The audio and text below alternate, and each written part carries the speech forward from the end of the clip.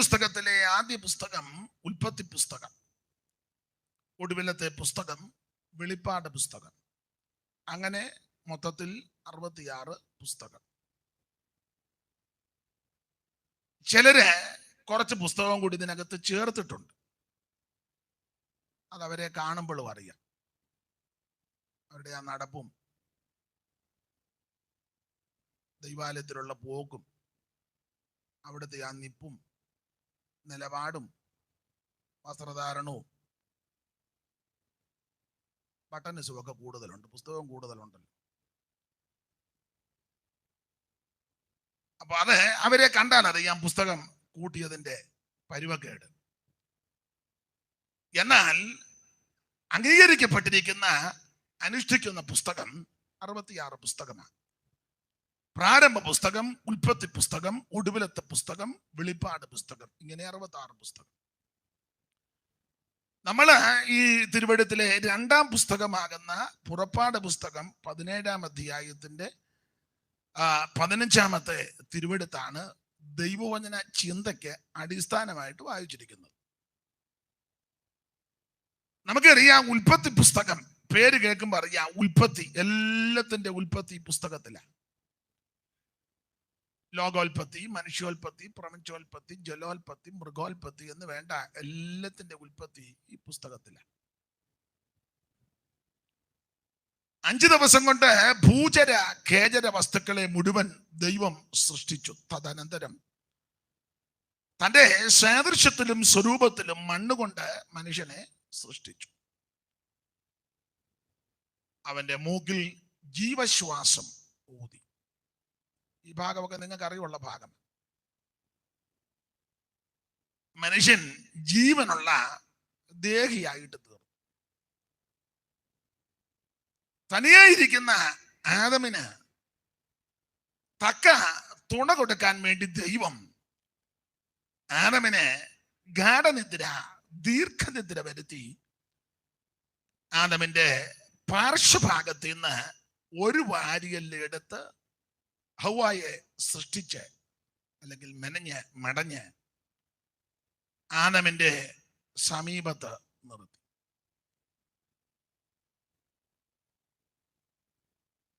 എല്ലാവരുടെയും കാര്യം അല്ലെങ്കിലും ഒരു ചെറിയ പരാമർശം. ഒരിക്കൽ ഒരു സഹോദരൻ പറഞ്ഞാ, ഒരു വാരിയൽ എടുത്തിട്ട് തന്നെ ഇതാ സ്വഭാവം. അപ്പൊ ഒരു 3-4 വാരിയൽ എടുക്കുകയായിരുന്നല്ലോ.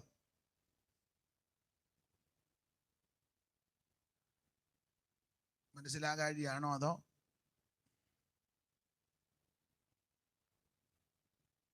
ഇതിനാ ഒത്തിരി ഒറ്റ വാരിയൽ?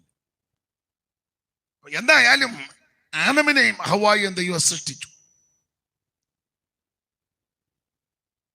ഇവരെ കുടുംബജീവിതം നയിപ്പാൻ കർക്കശമായിട്ട് ദൈവം 4 കാര്യങ്ങളായി ഇവരോട് കർക്കശമായി പറഞ്ഞത്. ആദമിനോടും ഹവ്വായോടുമുള്ള ബന്ധത്തിൽ ദൈവം പ്രധാനപ്പെട്ട 4 കാര്യങ്ങൾ. ഏതാ 4 കാര്യം? നിങ്ങൾക്കറിയാം, ഒന്ന് പറഞ്ഞേര് സഹോദരി. അവര് പറഞ്ഞു,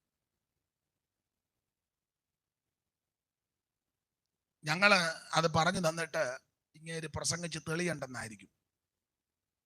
ഞാൻ അങ്ങോട്ട് ഇറങ്ങി വരാം. പിള്ളേരോട് ചോദിക്കുന്നില്ല, നിങ്ങള് പ്രായമുള്ളവര് 4 കാര്യം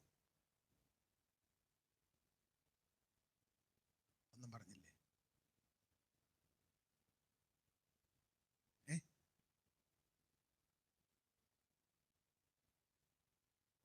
വേണ്ട, നിങ്ങൾക്ക് ഇനി പാസ്റ്റർമാര് പറയരുത്. എന്തുവാ 4 കാര്യം വായിച്ച?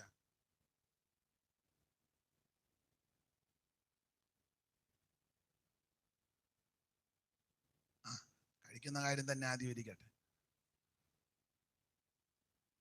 4 കാര്യം.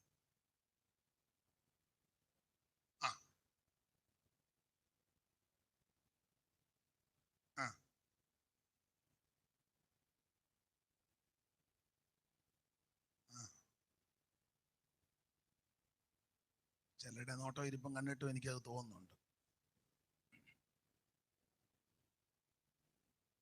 അതിമുതൽ കൻപേ തരിച്ചോൻ നരകുലത്തെ ആണും പെണ്ണുമായി നിർമ്മിച്ചോൻ.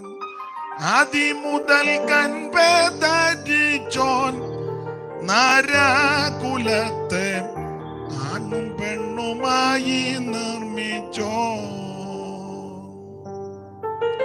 നിധി വരം നാലും ഉരച്ചാൻ പെറ്റു പെരുകി. അതാ നിങ്ങൾ വിട്ടുപോയത്. എന്തുവാ? ഒന്ന്, തോട്ടത്തിൽ വേല ചെയ്യണം. രണ്ട്, തോട്ടം കാക്കണം. സ്തോത്രം. സകലത്തെയും അടക്കി ഭരിക്കണം. സന്താന സമൃദ്ധിയായി നിങ്ങൾ ഈ ഭൂമിയിൽ. പ്രധാനപ്പെട്ട 4 കാരണങ്ങളാണ്. അതൊന്നും ഞാനിപ്പം വിവരിക്കുന്നില്ല. ഇത് വിവാഹ ശുശ്രൂഷ അല്ലല്ലോ. അപ്പൊ എന്തായാലും ദൈവം ഇവരെ ഈ തോട്ടത്തിൽ ആക്കി. ഇനി അതിന്റെ ഒരു വേറൊരു നല്ല വശത്തേക്ക് വരാം. മനുഷ്യൻ ഏകനായിട്ടിരിക്കുന്നത് നന്നല്ല. ഒറ്റയ്ക്ക് പോവുകയോ ഇരിക്കുകയോ ഒക്കെ ചെയ്താൽ പല ബുദ്ധിമുട്ടുകളുണ്ട്. പ്രാർത്ഥനയ്ക്ക് വേണേ ഒറ്റയ്ക്കിരിക്കുന്നതാണ് നല്ലത്. മണിക്കൂറുകൾ ഒറ്റയ്ക്കിരുന്ന് പ്രാർത്ഥിക്കുന്നത് വളരെ നല്ലതാണ്. അതിനുശേഷം ഒറ്റയ്ക്കുള്ള പോക്കും ഇരിപ്പും നോട്ടവും ചിന്തയും ഒക്കെ പരുവക്കേടാകും. അത് കർത്താവിനും അറിയാവുന്നത് കൊണ്ടാണ് കർത്താവ് ഈ 2 പേരെ അയച്ചത്. അങ്ങനല്ലേ? എത്ര പേരെ അമ്മനെ?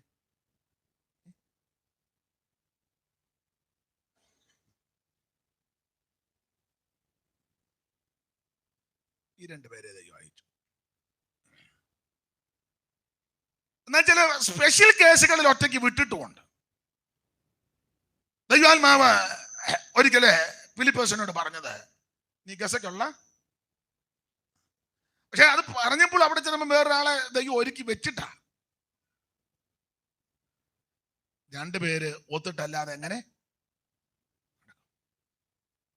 താഴോട്ട് പഠിച്ചു വരുമ്പോൾ ഒരുത്തൻ വീണാ മറ്റവൻ എഴുന്നേൽപ്പിക്കും.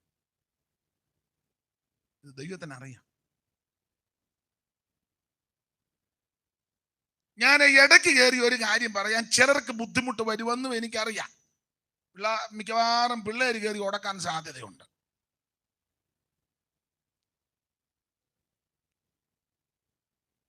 മാതാപിതാക്കളിൽ ഒന്നെങ്കിൽ പിതാവ് വേർപെട്ടു, അല്ലെ മാതാവ് വേർപെട്ടു.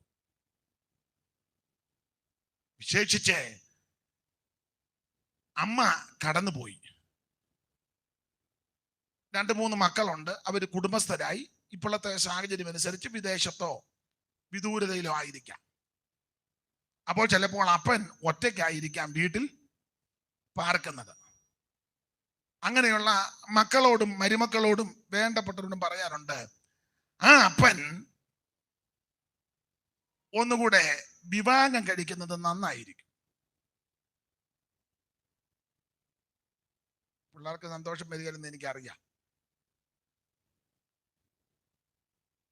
അതങ്ങനെ ഒറ്റയ്ക്ക് ജീവിക്കുന്നവരോട് ചോദിക്കണം, ബുദ്ധിമുട്ടുണ്ടോ എന്ന്.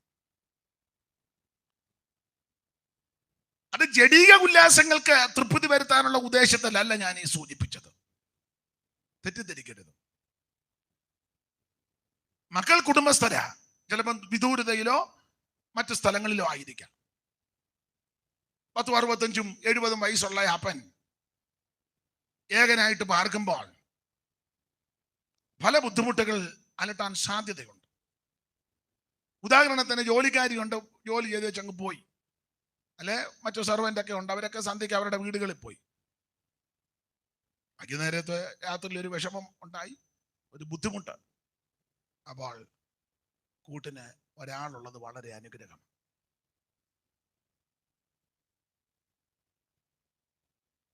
നിങ്ങളെല്ലാവരും വളരെ സ്തംഭിച്ചിരിക്കുന്നത് പോലെ എനിക്ക് തോന്നുന്നു. ഞാനൊരു അഭിപ്രായം പറഞ്ഞെന്നല്ലേ ഉള്ളൂ. അല്ല, ഉച്ച കഴിഞ്ഞ് അപ്പനെ പിടിച്ച് കെട്ടിക്കാനല്ല പറഞ്ഞത്.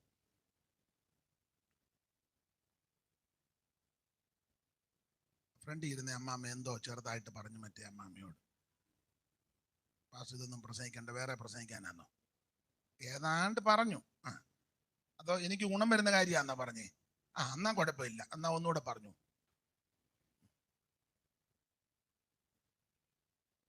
അപ്പൊ ശ്രദ്ധിക്കുക, ഇവരേകരായിട്ടിരിക്കുന്നത് നന്നല്ലെന്ന് ദൈവത്തിന് ബോധ്യം വന്നു. ഇടയ്ക്ക് കയറി പറയുകയാ, എന്തിനായി കുടുംബജീവിതം?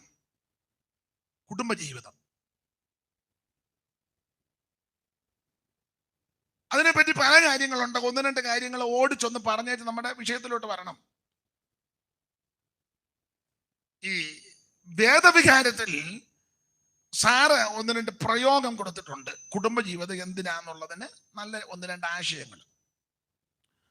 അപ്പൊ അദ്ദേഹം കൊടുത്തിരിക്കുന്നത് ഏകാന്ത ജീവിതത്തെ ജനപുഷ്കലമാക്കും, രോഗാഭിഭവം നീക്കി ആരോഗ്യമരുളിടും, ജീവിതം തൃണമാക്കും, നിമിഷം യുഗമാക്കും, ഭാവന ശക്തിയേറെ വളർത്തും, നഷ്ടമാക്കും, ശങ്കയെ നിഷ്കാസിക്കും, ബന്ധനം വേർപെടുത്തും, ശൃംഖല പൊട്ടിച്ചിട്ട് സ്വാതന്ത്ര്യ ഭൂവിലെത്തും. എന്തുതാൻ ഇതിൽ പരം സാധ്യമല്ലാത്തതോർക്കിൽ അന്ധതാ മിശ്രത്തെയും ആനന്ദപൂർണമാക്കുമെന്ന്. അതെല്ലാം വ്യാഖ്യാനിച്ച് പറയുവാൻ ഇന്ന് രാവിലെ തുനിയുന്നില്ല. എങ്കിൽ ആ പ്രഥമ പ്രയോഗം ഏകാന്ത ജീവിതത്തെ ജനപുഷ്കലമാണ്. ദൈവം വെച്ചതാണ്. ഏകാന്തത പല ബുദ്ധിമുട്ടുകൾ ഉളവാക്കും. അപ്പോൾ ഏകാന്ത ജീവിതം മാറ്റി ജീവിതം ജനപുഷ്കലമാക്കി തീർക്കത്തക്ക ഉദ്ദേശത്തോടാണ് ദൈവം കുടുംബജീവിതത്തെ സ്ഥാപിച്ചിരിക്കുന്നത്.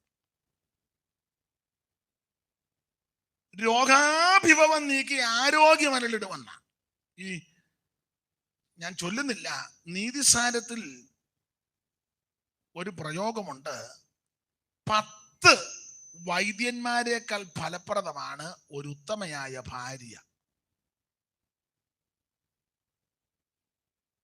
എന്ന് പറഞ്ഞാൽ, നിങ്ങളൊക്കെ പ്രായവും പക്വതയും ജീവിതത്തിൽ ഇരുത്തം വന്നവരായി എന്നെ കേൾക്കുന്നത്. ഞാൻ മാറി നിന്നെങ്കിലേ ശരിയാവുള്ളൂ. ഉണ്ടല്ലേ? എവിടെ നിൽക്കണം? ഇവിടെ നിന്നാ മതിയോ?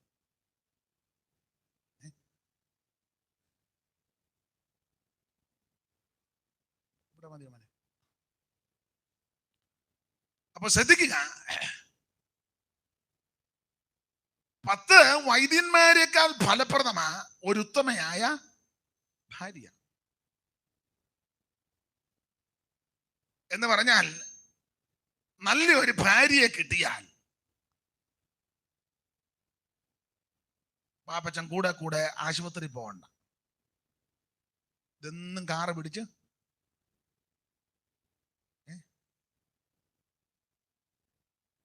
ബത്തേരിന്ന് കാറ് പിടിച്ച് പോവാ. ഇവിടെ കോഴിക്കോട് ബേബി മെമ്മോറിയൽ അങ്ങനത്തെ ഹോസ്പിറ്റലില്ലേ? ഞാൻ പിന്നെ പറഞ്ഞപ്പോ നിങ്ങൾ ഇങ്ങനെ അറിയാൻ പാടില്ലാത്ത രൂപത്തിൽ ഇരിക്കുന്നു. അതോ ഇനി ആശുപത്രി പോകുന്നതുകൊണ്ടാണോ? ഉത്തമയായ ഒരു സ്ത്രീ, ഒരു സഹധർമ്മിണിയെ കിട്ടിയാൽ അത് 10 വൈദ്യന്മാരെക്കാൾ ഫലപ്രദമാണ്. രോഗാഭിഭവം നീക്കി ആരോഗ്യമരളിടുവെന്ന്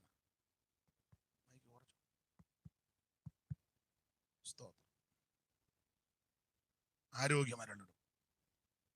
ആട്ടെ, ഞാൻ ആ ഭാഗം പറഞ്ഞിട്ട് നിങ്ങൾക്ക് പലർക്കും ഒരു സന്തോഷമോ മുഖത്തൊരു പ്രസാദമോ ഒന്നും ഞാൻ കാണുന്നില്ല. അതുകൊണ്ട് ആ ഭാഗം ഞാൻ ഇനി പറയുന്നില്ല, വെറുതെ ഒരു അലോഗ്യം ഉണ്ടാക്കുന്നില്ല, വിട്ടേക്ക്. ഇനി അത് തൊടത്തില്ല. എന്തായാലും ദൈവം രണ്ടുപേരെയും തോട്ടത്തിലാക്കി. തോട്ടം കാക്കണം എന്നുള്ള പ്രയോഗം വന്നപ്പോൾ ഓർക്കണം, ആരോ ഇതിനകത്ത് കയറി കൂടാൻ സാധ്യത ഉണ്ട്. ഒറ്റ വാക്ക് പറഞ്ഞാൽ തോട്ടം കാത്തില്ല. തോട്ടം കാക്കാഞ്ഞത് കൊണ്ട് തോട്ടത്തിനകത്ത് പാമ്പ് കയറി. ഈ ആദി മാതാപിതാക്കളാകുന്ന ആദമിനെയും ഹൗവയെയും പാമ്പ് ചതിച്ചു, വഞ്ചിച്ചു.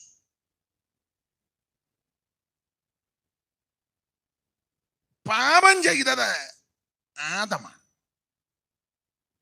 സഹോദരിയെ പിശാച് വഞ്ചിച്ചു.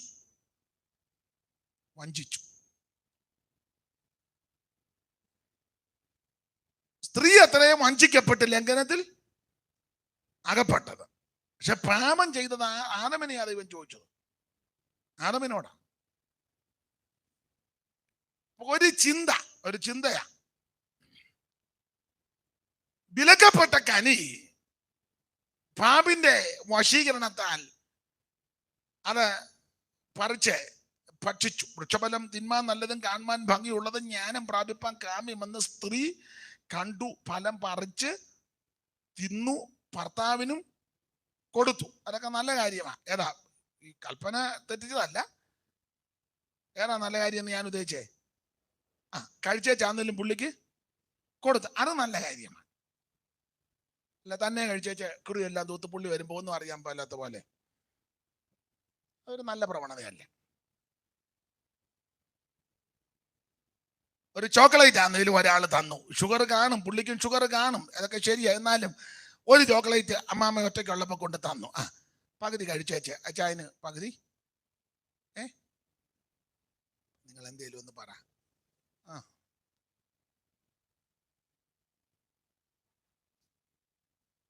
അപ്പൊ ഇത് നല്ല കാര്യമാണ്. കഴിച്ചു വെച്ചാന്നേലും അദ്ദേഹത്തിന് കൊടുത്തു. ഇവിടെ പിള്ളേർ പറയുന്നുണ്ട് ആൻസർ ഇരുന്ന്, അത് നല്ല കാര്യമാണ്. അപ്പൊ ഈ സ്ത്രീ ഈ ഫലം പറിച്ചു തിന്നു. എന്റെ ഒരു ചിന്തയും ആശയമാണ്, ഉപദേശമല്ല, ആശയമാണ്. ഈ വിലക്കപ്പെട്ട കനി ഭക്ഷിച്ച് പിശാചിന്റെ പാപിന്റെ ചതിയിൽ അകപ്പെട്ട് ഇത് ഭക്ഷിച്ചു കഴിഞ്ഞ് ആദമിന്റെ അടുക്കൽ ഈ സ്ത്രീ ഫലവുമായിട്ട് വന്നല്ലോ. അപ്പോൾ എൻ്റെ അഭിപ്രായം, ഒരു ആശയം, ഉപദേശമല്ല, ഇതിനൊരു നീക്കുപോക്കിന് ആദാം അത് കഴിക്കരുതായിരുന്നു. അപ്പൊ ആദാം ചോദിക്കണമായിരുന്നു, ഇത് ഏത് കായ, ഇത് എന്തിന്റെയാ? അപ്പോൾ നിശ്ചയമായിട്ടും ഹവ്വ പറയും, ഇത് ദൈവം ഭക്ഷിക്കരുതെന്ന് പറഞ്ഞ ആ വൃക്ഷത്തിന്റെ ഫലമാ. നീ എന്തിനാ ഇത് ചെയ്തേ? ചോദിക്കണ്ടേ?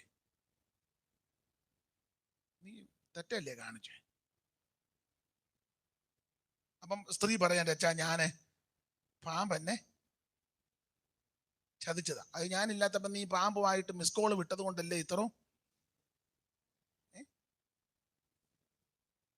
ഇതിനോട് ഞാൻ കഴിഞ്ഞ ആഴ്ചയും പറഞ്ഞ് ആവശ്യമില്ലാത്ത നമ്പറെല്ലാം ഡിലീറ്റ് ചെയ്ത്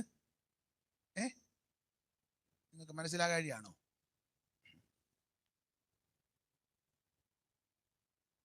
ആട്ടെ, എനിക്കിപ്പം വേണ്ട, ഞാൻ കഴിക്കുന്നില്ല, വെയിറ്റ് ചെയ്യുക. വെയിലാറുമ്പം ദൈവം വരും, നമുക്ക് നേരിട്ട് ചെന്ന് ചോദിക്കാം. ഇങ്ങനെ പറയണ്ടേ? നിങ്ങളൊരു അഭിപ്രായം പറ. നിങ്ങളല്ലേ ഇങ്ങനെ നോക്കിയിരിക്കുന്നേ? അതല്ലേ ഞാനും പറയുന്നത്, പിന്നെ നിങ്ങൾ എന്നോട് ചോദിക്കാതിരിക്കുന്നേ?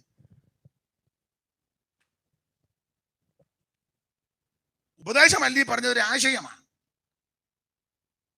അപ്പോൾ വിലക്കപ്പെട്ട ഈ കനി ഭക്ഷിച്ച് ആദമിന്റെ കായുമായിട്ട് വന്നപ്പോൾ, അല്ലെങ്കിൽ ഫലവുമായിട്ട് വന്നപ്പോൾ പറയണ്ടേ, ഈ കാണിച്ചത് തെറ്റാ. നമ്മളെന്ത് സന്തോഷമായിട്ട് തോട്ടത്തിൽ പാർക്കുക, തെറ്റിപ്പോയി. അപ്പൊ വേണേ അമ്മാമ്മ പറയാം, അച്ഛനോട് കഴിക്കാം, അച്ഛാ ഞാൻ തന്നെ കഴിച്ചു നിന്നിട്ട് എനിക്കൊരു വെപ്രാളം. അതൊക്കെ ന്യായമാണ്. അമ്മാമ്മ എന്നെ ചിരിച്ചേ, ആശയത്തോട് യോജിച്ച് ചിരിച്ചതാ. പിള്ളേർക്ക് വിവരമുണ്ട്. പിന്നെ ഞാൻ നല്ല കാര്യമല്ലേ പറഞ്ഞേ? അപ്പൊ ഈ ആദാം വെയിറ്റ് ചെയ്യണം, പറയണമായിരുന്നു, നീ വെയിറ്റ് ചെയ്യ, നീ അല്ലയോ കടിച്ചത്, ഞാൻ കടിച്ചിട്ടില്ല, നിനക്കല്ലയോ ഇനി അങ്ങോട്ട് ചെല്ലാൻ ലജ്ജ, ജാള്യത, നീ അവിടെ വെയിറ്റ് ചെയ്യ, ഇത് ബാക്കി പിടിക്കേ. ദൈവം വെയിലാറുമ്പം വരും, ഞാൻ ചെല്ലട്ടെ, ഞാൻ ചെന്ന് ചോദിക്കട്ടെ. എന്തെങ്കിലും പോക്ക് വഴി കാണും, എന്തെങ്കിലും പോക്ക് വഴി അവിടുത്തെ പക്കൽ കാണും. നീ അനുദപിക്ക്, ഏറ്റു പറഞ്ഞുകൊണ്ട് നിൽക്കേ. ആദാം ഇത് പറയായിരുന്നു വേണ്ടേ? എന്റെ അഭിപ്രായമാ. സഹധർമ്മിണി അവിടെ നിർത്തി വെയിലാറിയപ്പം ദൈവത്തിന്റെ കാലൊച്ച കേട്ടു. നേരിട്ട് എന്നേച്ച് ആദവനിയല്ലാവല്ലോ ചെന്ന് പറയാറുണ്ട്, കർത്താവേ സങ്കടം ഉണർത്തിക്കാനുണ്ട്. കർത്താവിന് ഇതെല്ലാം അറിയാം, എന്നാലും നമ്മൾ പറയേണ്ട കാര്യം പറയണം. നീ എനിക്ക് തുണയായി തന്ന പ്രിയപ്പെട്ടവള് പിശാചിന്റെ വശീകരണ ശക്തിയിൽ അകപ്പെട്ട് വഞ്ചിക്കപ്പെട്ട് ആ ഫലം പറിച്ചു തന്നു. അവളാണ്ട് ആഞ്ഞിലിക്ക് മറഞ്ഞു നിപ്പോണ്ട്. ഇങ്ങോട്ട് വരാൻ നാണവും ജാള്യതയും ഭയവും ഒക്കെയാണ്. ഞാൻ കഴിച്ചില്ല, ഞങ്ങൾക്ക് ഒന്നിച്ച് ജീവിക്കണം. അതുകൊണ്ട് എന്തെങ്കിലും ഒരു പോംവഴി അവിടുന്ന് കൽപ്പിക്കണമെന്ന് പറഞ്ഞിരുന്നെങ്കിൽ എൻ്റെ ചിന്തയാ, സർവജ്ഞനായ ദൈവം എന്തെങ്കിലും നീക്കുപോക്കുണ്ടാകും. സ്തോത്രം. ആദാം അത് ചെയ്തില്ല. അതുകൊണ്ടാണ് തിരുവചനത്തിൽ ഇങ്ങനൊരു പ്രയോഗമുണ്ട്, ആദാം തന്റെ ലംഘനത്തെ മൂടി വെച്ചു. ആദാം തന്റെ ലംഘനത്തെ മൂടി വെച്ചു. പ്രവചന പുസ്തകത്തിലുണ്ട് ആദാം പാപം ചെയ്തു, ഹവ്വ പാപം ചെയ്തെന്നല്ല എഴുതിയേക്കുന്നത്, വഞ്ചിക്കപ്പെട്ടെന്ന. അതുകൊണ്ട് ഒരു കാര്യം കേൾക്കുമ്പോൾ കാണുമ്പോൾ പെട്ടെന്ന് എടുത്ത് ചാടി ഒന്നും പറയരുത്, മറുപടി പറയരുത്, പ്രവർത്തിക്കരുത്. വെയിറ്റ് ചെയ്യണം, വെയിറ്റ് ചെയ്യാം. ഉദാഹരണത്തിന് കർത്താവ് ഉപവസിച്ച സമയത്ത് പിശാച് വന്നു, പരീക്ഷകൻ വന്നു. നമുക്ക് ഭാഗം അറിയാം. 3 വിധത്തിലാ അതിന്റെ പ്രയോഗശൈലി. അതിൽ ഒരു പരീക്ഷ ദൈവാലയത്തിന്റെ ഗോപുരാഗ്രത്തിൽ കയറ്റിയതിനു ശേഷം പിശാച് പറഞ്ഞു, നീ ദൈവപുത്രനാ. അതെ, സംശയം ജനിപ്പിക്കുക, നീ ദൈവപുത്രനാ. അങ്ങനെയാണെങ്കിൽ എടുത്ത് താഴോട്ട് ചാട്. സങ്കീർത്തനത്തിലെ വാക്യവും പിശാച് പറഞ്ഞു. അവൻ നിന്നെ കുറിച്ച് തന്റെ ദൂതന്മാരോട് കൽപ്പിക്കും, നിന്റെ കാല് കല്ല് തട്ടിപ്പോകാതിരിക്കേണ്ടതിന് അവർ നിന്നെ കൈകളിൽ. അപ്പൊ ഒരു ചെറിയ ചിന്ത, എടുത്ത് ചാടിക്കോ, ദൂതൻ നിന്നെ താങ്ങും. വാക്യം സഹിതവാ പിശാച് പറഞ്ഞു. കർത്താവ് മറുപടി പറഞ്ഞത് അങ്ങനെ അല്ലെങ്കിൽ ഒരാശയം. കർത്താവ് പറഞ്ഞത് വേറൊരു വാക്യവും കൂടെ ഉദ്ധരിച്ച, എന്നിരുന്നാൽ ഒരു ആശയം ഞാൻ പറയാം. പിശാച് പറയാ, നീ ദൈവപുത്രനാ. അതെ, 92 സങ്കീർത്തനത്തിൽ വാക്യമുണ്ട്, ദൂതൻ താങ്ങും. എടുത്ത് ചാട്, ദൂതൻ താങ്ങും. കർത്താവ് പറഞ്ഞില്ലെങ്കിലും എൻ്റെ ഒരു ആശയം കർത്താവ് പിശാചിനോട് വേണേ മൗനമായിട്ടാണെങ്കിലും പറഞ്ഞു കാണും. ദൂതൻ താങ്ങും, അതിനൊരു തർക്കവുമില്ല. അശ്ശൂർ പാളയത്തിൽ ദൂതൻ ഇറങ്ങി, ദാനിയേലിന് വേണ്ടി ദൂതൻ ഇറങ്ങി. സംഭവം പിന്നീടാണെങ്കിലും പത്രോസിന് വേണ്ടി ദൈവം ദൂതനെ ഇറക്കി. ദൂതൻ അന്നും ഇന്നും എന്നും ദൈവമക്കൾക്ക് സേവകാത്മകളല്ലേ ഇറങ്ങും. പിശാച് പറഞ്ഞ് എടുത്ത് ചാടിക്കോ, ദൂതൻ താങ്ങും. കർത്താവ് പറഞ്ഞു കാണും, ദൂതൻ താങ്ങും, എടുത്തുചാട്ടക്കാരെ താങ്ങുകയല്ല. ദൈവമക്കൾ എടുത്ത് ചാടി ഒന്നും പ്രവർത്തിക്കരുത്, ഒന്നും പറയരുത്. ചിലര് സഭയിൽ വഴക്കുണ്ടാക്കി എടുത്ത് ചാടി അതും ഇതൊക്കെ പറയാം. അവസാനം പിന്നെ കമ്മിറ്റി കൂടി പറയാൻ, ഞാൻ അന്നേരത്തെ ആ ദുർബല നിമിഷത്തിൽ എന്തോ പറഞ്ഞു ബേച്ചാൻ എന്നോട്, അങ്ങ് നിനക്ക് അന്നേരം മിണ്ടാതിരുന്നാ പോരായിരുന്നു. പോരെ? സ്തോത്രം. വളരെ സൂക്ഷിച്ച് സംസാരിക്കണം. എടുത്ത് ചാടി ദൈവമക്കളൊന്നും ചെയ്യരുത്. പിശാച് പറഞ്ഞു എടുത്ത് ചാടിക്കോ, ദൂതൻ താങ്ങും. കർത്താവ് പറഞ്ഞു ദൂതൻ താങ്ങും, പക്ഷെ എടുത്തുചാട്ടക്കാരെ താങ്ങുകയില്ല. ഉദാഹരണം,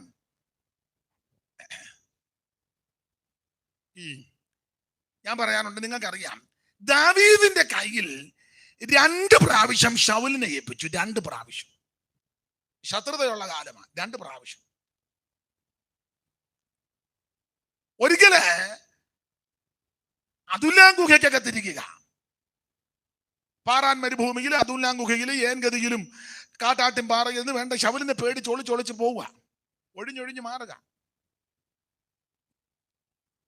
അപ്പൊ ഒരിക്കലും ഇങ്ങനെ ദാവീദും അവന്റെ ആൾക്കാരും കൂടെ കടന്നു പോയപ്പോൾ ശൗലും അബ്നേരും എല്ലാം കിടന്ന് ഉറങ്ങുക. അപ്പൊ ദാവീദിന്റെ കൂടെയുള്ള അബീഷായി പെങ്ങടെ പിള്ളേർ, അബീഷായി സെരൂയുടെ മക്കളാ. യോവാബ്, അബീഷായി, അസാഹേല്. അവൻ കാട്ടുകലയെ പോലെ ശീഘ്രഗാമിയാ. യോവാബ് ഉടനെ പറഞ്ഞു, എന്റെ ഭാഷയില, അച്ഛാ നല്ല ഉറക്കവാ, തീർത്തേക്കട്ടെ എന്ന് ചോദിച്ചു. ഗാഠനിദ്രയാ, തട്ടിയേക്കട്ടെ. ഞാനോ നിങ്ങളോ ആരെന്നെ പറയും, സ്തോത്രം, തട്ടിയേച്ചു വാ, ഞാൻ അവിടെ അപ്പുറത്തെ ബസ് സ്റ്റോപ്പിൽ കാണും. അവസരം കിട്ടിയാൽ ആരാ വിടാത്തെ? ഗാഠനിദ്രയാ, തീർത്തേക്കട്ടെ എന്ന് ചോദിച്ചു. നിന്നെ ഇതുപോലെ ശല്യം ചെയ്തു കൊടുത്താൽ വേറെ ഇല്ലല്ലോ. തീർക്കാം, നല്ല സാവക. നമ്മളാന്ന് പറയും, നമ്മളെ ദൈവാത്മാവാ ഇതിലെ, ഇതുപോലൊരു അസുലഭ നിമിഷം ഇനി. അപ്പൊ എടുത്ത് ചാടി വെട്ടിക്കളയാൻ, തകർക്കാന്ന് പറഞ്ഞപ്പോൾ ദാവീദ് തൊട്ടു പോകരുതെന്ന് പറഞ്ഞു. അവൻ യഹോവയുടെ അഭിഷിക്തനാ. പിന്നെ ദാവീദ് ആ കുന്തോൻ ജലപാത്രം എടുത്തോണ്ട് വരാൻ പറഞ്ഞു. അത് എടുത്തോണ്ട് വന്ന് ഒന്ന് കൂകി. അപ്പോൾ ഇവൻ എഴുന്നേറ്റു. അപ്പൊ ചോദിച്ചു, ഇങ്ങനെയാണോടാ രാജാവിനെ സൂക്ഷിക്കുന്നത്? അപ്പൊ അമ്മായിയപ്പൻ അത് അറിഞ്ഞു. ഉടനെ പുള്ളിക്കൊരു എന്തുവാ പെട്ടെന്നൊരു മാനസാന്തരം. അത് യഥാർത്ഥ മാനസാന്തരമല്ല, ചിലക്ക് അങ്ങനെ ഉണ്ട്. ചില യോഗത്തിന് ഇരിക്കുമ്പോൾ ഒരു മാനസാന്തരം. ഹോളിന് വെളിയിറങ്ങുമ്പോൾ പഴയ തനി സ്വരൂപം. പിന്നെ ഹോളിന് വെളിയിൽ വണ്ടിയിലോട്ട് കയറുമ്പോൾ, വണ്ടി സ്റ്റാർട്ട് ആക്കുമ്പോൾ തന്നെ അരിജം കയറിയ നമ്മൾ യോഗം കഴിഞ്ഞ് ഇവിടെ നിന്ന് കണ്ണുനീരും കർത്തമേശയുടെ സമയത്തൊക്കെ ചെല്ലുന്നുണ്ട്. അപ്പോ ഇതെല്ലാം കഴിഞ്ഞ നിങ്ങളുടെ വണ്ടിയുടെ മുന്നിൽ വേറൊരു വണ്ടി കിടക്കട്ടെ, അന്നേരം തനി സ്വരൂപം മനസ്സിലാകുന്നില്ലേ? ഇതുപോലെ ഗുഹയ്ക്കകത്തിരിക്കുമ്പോൾ ദാവീദും അവന്റെ ആൾക്കാരും ഗുഹയ്ക്കകത്തിരിക്കുമ്പോൾ ശൗലും ആൾക്കാരുടെ ആ ഗുഹയ്ക്കകത്തോട്ട് കാൽമടക്കത്തിന് കയറി വരിക. അപ്പോൾ കൂടെയുള്ള ഈ പെങ്ങളുടെ പിള്ളേര് പറഞ്ഞു, ദാവീദേ, നിന്റെ വൈരി ശത്രുവ് നിന്നെ ചതിച്ചു വഞ്ചിച്ചു ചുവരോട് കുന്തം കൊണ്ട് കുത്തി തകർത്ത് കളയുവാൻ പദ്ധതി ഇട്ട് പാപിച്ച നിന്റെ വൈരി ശത്രുവാകുന്ന ശൗലിനെ ദൈവം കൊണ്ടുവരിക, കയറി വെട്ടാൻ പറഞ്ഞു. ദൂത് പറയാൻ പോലെ പറഞ്ഞു, ദൈവം കൊണ്ടുവരിക, കയറി വെട്ടാൻ പറഞ്ഞു. ദാവീദ് പറഞ്ഞു, തൊട്ടുപോകരുത്, അവൻ യഹോവയുടെ അഭിഷിക്തനാണ് പറഞ്ഞു. യഥാർത്ഥത്തിൽ ഈ സംഭവം നടക്കുമ്പോൾ ശൗലിന് അഭിഷേകം ഒന്നുമില്ല. 16-ാം അധ്യായം നമ്മൾ പഠിക്കുമ്പോൾ ദൈവത്തിന്റെ പക്കൽ നിന്ന് ദുരാത്മാവ് ശൗലിനെ ബാധിച്ചു. ഈ അതിന് മുന്നിലുണ്ട് അസൂയയും കണ്ണുകടിയും എല്ലാം അങ്ങ് കൂടി. ദാവീദിന് 10,000 കൊടുത്തു, എനിക്ക് 1000. ഇതൊക്കെ അസൂയയും തന്നിഷ്ടവും സ്വാർത്ഥതയും ഇതെല്ലാം കൂടെ അങ്ങ് കൂടി. തന്നെയല്ല, ഈ ദുരാത്മാവ് ദൈവത്തിന്റെ പക്കൽ നിന്ന് വന്ന് ആ ദുരാത്മ ബാധിതനായി കഴിഞ്ഞപ്പോൾ അവിടെ എഴുതിയിരിക്കുന്നത് ശൗല് അരമനയ്ക്കകത്ത് കയറി ഉറഞ്ഞു പറഞ്ഞെന്ന. ദൈവാത്മാവിലല്ല. പക്ഷെ എന്നാലും ദാവീദിന്റെ ആ ഡയലോഗ്, തൊട്ടുപോകരുത്, യഹോവയുടെ അഭിഷിക്തന്, സ്തോത്രം. ദാവീദ് ഉടനെ തുടരുത്, ഒന്നും ചെയ്യരുതെന്ന് പറഞ്ഞു. എടുത്തിയാണെന്നില്ല. അപ്പൊ എടുത്ത് ചാടി വെട്ടാൻ കൂടെയുള്ളവര് പറഞ്ഞപ്പോ ദാവീദ് പറഞ്ഞു, ഞാൻ എടുത്ത് ചാടത്തില്ല. ദൈവമക്കൾക്ക് ഇതൊരു പാഠമാ. എടുത്ത് ചാടി ഒന്നും പറയരുത്, എടുത്ത് ചാടി ഒന്നും സംസാരിക്കരുത്, എടുത്ത് ചാടി ഒന്നും പ്രവർത്തിക്കരുത്. നീ സഹിഷ്ണുതയോടെ താഴ്മയോടെ കാത്തിരിക്കണം. ഞങ്ങളുടെ നാട്ടിലൊരു പഴഞ്ചൊല്ലുണ്ട്, നിങ്ങൾക്കും ചിലർക്കറിയാം, മിക്കവരും അവിടുന്ന് വന്നവരാന്നല്ലോ വർഷം കഴിഞ്ഞെങ്കിലും. അപ്പം ഒരു പഴഞ്ചൊല്ലുണ്ട്, ഒരു അരിശത്തിന് കിണറ്റി ചാടാം, ബാക്കി നിങ്ങൾ പറയാറിയാവുന്നൊരു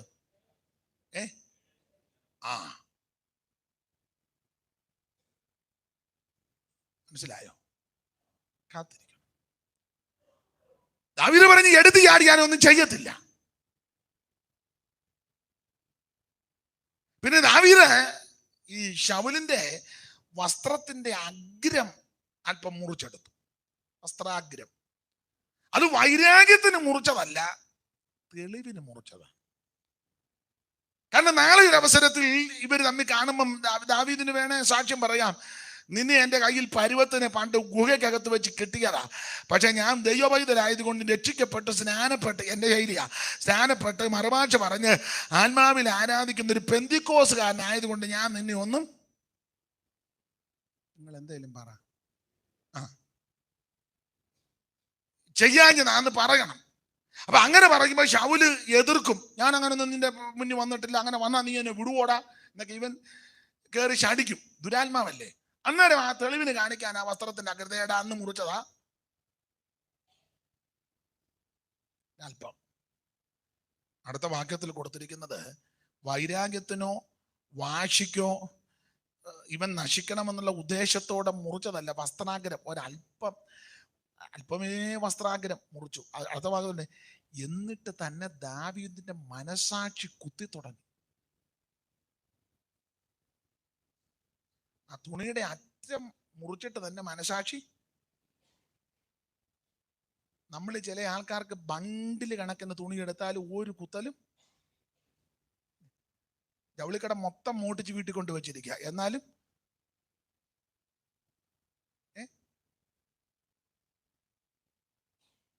എല്ലാരും എടുക്കപ്പെട്ടതാണോ? വലിയ അനക്കമൊന്നും. എന്നെ കേൾക്കുന്ന പ്രിയപ്പെട്ടവരെ ഓർപ്പിക്കട്ടെ, ഈ ഭൂമിയിൽ ജീവിക്കുമ്പോൾ പേരും പ്രശസ്തിയും സ്ഥാനമാനവും ഒന്നും ലഭിച്ചില്ലെങ്കിലും മനസാക്ഷി നല്ലതായിരിക്കണം. ആ ഫാൻ കറങ്ങുന്നില്ലേ? ലൈറ്റ് ആണല്ലോ ഓഫ് ആക്കിയത്. പിന്നെ ഫാൻ വേണമെന്നാന്നോ വേണ്ടെന്നാന്നോ?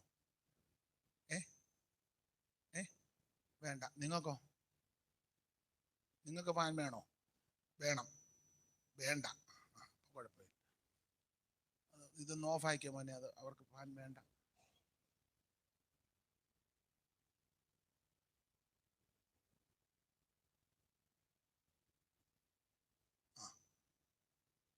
കുഴപ്പമില്ലല്ലോ, അതും വേണ്ടായല്ലോ. ഇതെല്ലാം ക്രമീകരണം ചെയ്താൽ 1 മണി വരെ ഒന്ന്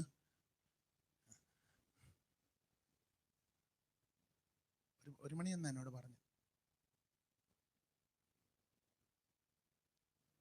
അപ്പൊ ശ്രദ്ധിച്ചേ, ഈ ഭൂമിയിൽ ഞാനും നിങ്ങളും ജീവിക്കുമ്പോൾ ഇവിടെ പേര് പ്രശസ്തി സ്ഥാനവും മാനവും അങ്ങാടിയിൽ വന്നനോ പള്ളി മുഖ്യാസനോ ആൾക്കാർ റബി റബുനി ഒന്നും വിളിച്ചില്ലെങ്കിലും, എല്ലാരും നിന്നെ അറിയുന്നില്ലെങ്കിലും, പത്രത്തിലും നോട്ടീസിലും ഒന്നും പേര് വരുന്നില്ലെങ്കിലും, നീ സഭയുടെ സെക്രട്ടറി ആയില്ലെങ്കിലും, ട്രഷറർ ആയില്ലെങ്കിലും, കമ്മിറ്റിയിലൊന്നും 30 കൊല്ലമായി ഇന്ന് വരെ നിന്നെ കമ്മിറ്റി കയറായിരിക്കുന്ന നല്ലത്. ഉള്ള പ്രാഗൽഭ്യം കൂടെ പോയി, ചില പ്രാഗൽഭ്യം ഉണ്ട്, അതുകൂടെ കളയരുത്. സോദരി സമാജത്തിന്റെ പ്രസിഡന്റ് ആക്കിയില്ലെങ്കിലും, സെക്രട്ടറി ആക്കിയില്ലെങ്കിലും, ദൈവദാസന്മാരാന്നേലും വന്ന് സംസാരിക്കുന്നില്ല, സഹകരിക്കുന്നില്ല, വീട്ടിലധികം വന്നില്ലെങ്കിലും, എല്ലാവരും നിങ്ങളെ ബഹുമാനിക്കുന്നില്ല, കരുതുന്നില്ലെങ്കിലും, ഒരു കാര്യം ദൈവദാസൻ എന്നുള്ള നിലയിൽ വചനത്തിൽ നിന്ന് പറയാം, നല്ലൊരു മനസാക്ഷി കൊണ്ട് നീ രക്ഷപ്പെട്ടു. നിന്റെ സന്തതിക്കും രക്ഷയാ. പ്രയോഗം അതല്ലെങ്കിലും ഒരാശയം സങ്കീർത്തനക്കാരൻ ഇങ്ങനല്ലയോ കൊടുത്തിരിക്കുന്നത്, ദൈവം ഇസ്രായേലിന് നിർമ്മല ഹൃദയമുള്ളവർക്ക് നല്ലവൻ, അത് നിശ്ചയമാണ്. നല്ല മനസാക്ഷിയോടെ, ശുദ്ധ മനസാക്ഷിയോടെ, നിർവ്യാജ സ്നേഹത്തോടെ, പരമാർത്ഥ ഹൃദയത്തോടെ, ആരോടും വൈരാഗ്യം തോന്നാതെ, ദൈവകൃപയിൽ ശരണപ്പെട്ട് ഒരു നല്ല മനസാക്ഷി സ്തോത്രം ഉണ്ടെങ്കിൽ നിനക്ക് നിന്റെ സന്തതിക്കും അനുഗ്രഹമാണ്. Price the Lord. എടുത്ത് ചാടി ഒന്നും ചെയ്യരുത്. ദാവീദ് എടുത്ത് ചാടാൻ കാര്യം പറയാം. ദാവീദ് കൊണ്ട് തൊട്ടു പോകരുത്. ഞാൻ എടുത്ത് ചാടത്തില്ല, കാരണം ഞാൻ യഹോവയ്ക്കായിട്ട് കാത്തിരിക്കുന്നവന്. യഹോവയ്ക്കായിട്ട് കാത്തിരിക്കുക. വേറൊരു ഭാഗത്ത് പറഞ്ഞിരിക്കുന്നു, ഉഷസ്സിനായി കാത്തിരിക്കുന്നവരെക്കാൾ ഉഷസ്സിനായി കാത്തിരിക്കുന്നയാളാണ്. വേറൊരു ഭാഗത്ത് നമുക്കറിയാം, ഇങ്ങനെ കൊടുത്തിട്ടുണ്ട്, യഹോവയെ കാത്തിരിക്കുന്ന ഒരുത്തനും ലജ്ജിച്ചു പോകത്തില്ല. പ്രവാചകൻ പറഞ്ഞു, യഹോവയെ കാത്തിരിക്കുന്ന ശക്തിയെ പുതുക്കും. ദൈവത്തിന്റെ ഹിതത്തിനും ദൈവത്തിന്റെ പ്രവർത്തിക്കും ദൈവത്തിന്റെ പ്രവർത്തനങ്ങൾക്ക് വേണ്ടി കാത്തിരിക്കുന്ന ദൈവത്തിന്റെ പൈതൽ ലജ്ജിക്കുവാൻ ദൈവം അനുവദിക്കത്തില്ല. മാത്രമല്ല, നിന്നെ ദൈവം ശക്തീകരിക്കും. എടുത്ത് ചാടി ഒന്നും ചെയ്യരുത്. കാത്തിരിക്കും വിശുദ്ധരെല്ലാം കഴുകനെ പോലെ ഗമിക്കും. ആമേൻ. കാത്തിരിക്കും വിശുദ്ധ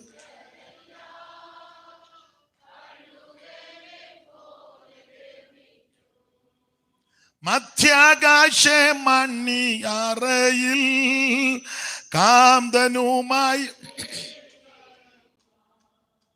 മധ്യാകാശ മണിയറയിൽ കാന്തനുമായി വേളി കഴിപ്പ യേശു എൻ്റെ അടിസ്ഥാനം ആശയം അവനിലത്രേ അവൻ എന്നെ വഴി നടത്തും അലയാതെ അവൻ എന്നെ വഴി നടത്തും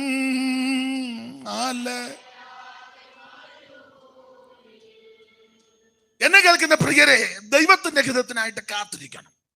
ആട്ടെ, എടുത്ത വാക്യത്തോട് കൂറ് പുലർത്തേണ്ടത് കൊണ്ട് ഞാൻ ഓടിച്ചങ്ങ് പോകുക. ഇടയ്ക്കത്തെ ഭാഗം വിശദീകരിച്ച് പോകുന്നില്ല. കർത്താവിന് മഹത്വം ഉണ്ടാകട്ടെ. ഇങ്ങനെ ആദമിനെ ഹവ്വയെയും തോട്ടത്തിൽ നിന്ന് വെളിയിലാക്കി ഇവർ ജീവിതം ആരംഭിച്ചു. തലമുറകളുണ്ടായി. ഭാഗമൊക്കെ നിങ്ങൾക്കറിയാം. കയ്യനും ഹാബേലിനെ കൊന്നു. വീണ്ടും ആദമിന് ഒരു തലമുറയെ ദൈവം കൊടുത്തു. കയ്യൻ കൊന്ന ഹാബേലിന് പകരം ദൈവം എനിക്ക് മറ്റൊരു സന്തതിയെ തന്നു എന്ന് പറഞ്ഞവനെ ഷേത്ത് എന്ന് പേരിട്ടു. ഷേത്തിൽ നിന്ന് ഏനോഷ് നിന്ന് കേനാൻ, മഗലേല്, യാരദ്, മധുശലേക്ക്, അങ്ങനെ നിങ്ങൾക്ക് തലമുറയാ. അങ്ങനെ വന്ന് അബ്രഹാമിൽ നിന്ന് ഇസഖാക്കിൽ നിന്ന് യാക്കോബിൽ നിന്ന് ഗോത്രപിതാക്കന്മാരാകുന്ന 12 പേര്. ഇവര് യോസഫിന്റെ കാലത്ത് മിസ്രൈമിലെത്തി. അങ്ങനെ ആയിരിക്കുന്നത്. യോസഫിന്റെ കാലത്ത് ഇവര് മിസ്രൈമിൽ എത്തി. അവിടെ ഒരു കണക്ക് എത്ര പേര് വന്നെന്നാ? 70 പേര് വന്നെന്ന. പുറപ്പാട് പുസ്തകം 1-ാം അധ്യായത്തിന്റെ 5-ാം വാക്യം, ഉൽപ്പത്തി പുസ്തകം 46-ാം അധ്യായത്തിന്റെ 27-ാം വാക്യം, ആവർത്തന പുസ്തകം 10-ാം അധ്യായത്തിന്റെ 22-ാമത്തെ വാക്യവും. 3 വാക്യങ്ങൾ നിങ്ങൾ ക്രമത്തിൽ ഉറക്കെ പെട്ടെന്ന് വായിക്കാമെങ്കിൽ വളരെ നന്നായിരിക്കും.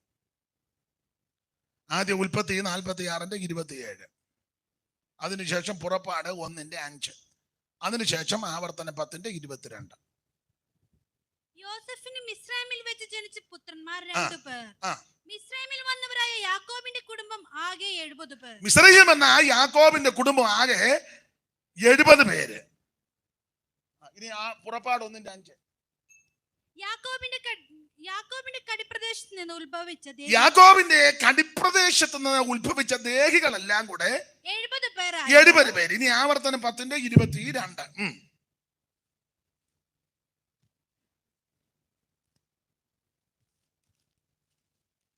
നിന്റെ പിതാക്കന്മാരെല്ലാം 70 ദേഹികളെന്നാ വായിച്ചു. ദേഹികളായി മിസ്രൈമിലേക്ക് ഇറങ്ങിപ്പോയി. നിന്റെ പിതാക്കന്മാർ 70 ദേഹികളായി മിസ്രൈമിലേക്ക് ഇറങ്ങിപ്പോയി. മതി.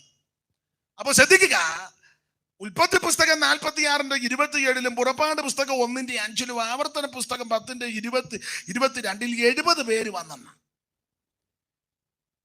എന്നാൽ സ്തേവാനോസിന്റെ പ്രഥമ പ്രസംഗത്തിൽ 75 പേര് വന്നെന്നൊരു വാക്യമുണ്ട്. അപ്പോസ്തല പ്രവൃത്തി 7-ാം അധ്യായത്തിന്റെ 14-ാമത്തെ വാക്യം.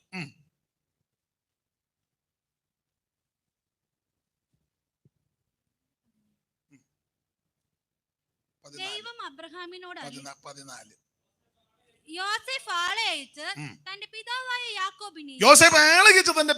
യാക്കോബിനെയും കുടുംബത്തെ ഒക്കെയും വരുത്തി. അവർ ആകെ 75 പേരായിരുന്നു. അവരാകെ 75 പേര്. അവിടെ ദൈവദാസനാണോ വായിച്ചു? ആരോ അവിടെ വായിച്ചു. എന്നാലും പണം കരുത്, മൈക്കിൽ കൂടെ വായിപ്പിച്ചെന്നേ ഉള്ളൂ. ദൈവം അനുഗ്രഹിക്കും. നിങ്ങൾ ചടിയടാന്ന് വായിക്കണം കേട്ടോ. മോടെ പേരെന്തോ? സ്റ്റെഫാനിയ, നല്ല പേര്. മോടെ പേരെന്തോ? നീതു. നിഷ. നിങ്ങൾ രണ്ടും ജനിച്ചത് പെന്തിക്കോസിലായിരുന്നോ? അല്ല. ആ പേര് കേൾക്കുമ്പോൾ എനിക്കറിയാം. നമ്മളോ? കേൾക്കുമ്പോൾ അറിയാം. എന്നാലും നിങ്ങൾ 3 പേരും വായിച്ചു തരണം കേട്ടോ. ചടികടാന്ന് വായിക്കണം. അപ്പൊ ശ്രദ്ധിക്കുക, ഉൽപ്പത്തി 46-ന്റെ 27, പുറപ്പാട് 1-ന്റെ 5, ആവർത്തന 10-ന്റെ 22, ഈ 3 വാക്യത്തിൽ 70 പേര് മിസ്രൈമിലെത്തിയെന്ന. എന്നാൽ സ്തേവാനോസിന്റെ പ്രഥമ പ്രസംഗത്തിൽ 75 പേര് വന്നെന്ന. അപ്പോൾ വേദപുസ്തകം വായിക്കുന്നവർക്ക് ഡൗട്ട് ഉണ്ടാകും. മറ്റു 3 സ്ഥലത്ത് 70 പേരെന്നും പുതിയ നിയമത്തിൽ വന്നപ്പം 75. അപ്പൊ ഇത് വായിക്കുന്നവർക്ക് ഡൗട്ട് ഉണ്ടാകും. ചുമ്മാ ഇരിക്കുന്ന നിങ്ങൾക്ക് ഡൗട്ട് ഉണ്ടാകുകയല്ല, വായിക്കുന്നവർക്ക് ഇത് ഡൗട്ട് ഉണ്ടാകും. അവിടെ 3 70, ഇവിടെ 75 തന്നെ. എന്തോ കുഴപ്പം. ഇങ്ങനെ വേദപുസ്തകത്തിൽ ചില പ്രയോഗമുണ്ട്, ഞാൻ പറയാറുണ്ട്, നിങ്ങൾക്കറിയാം.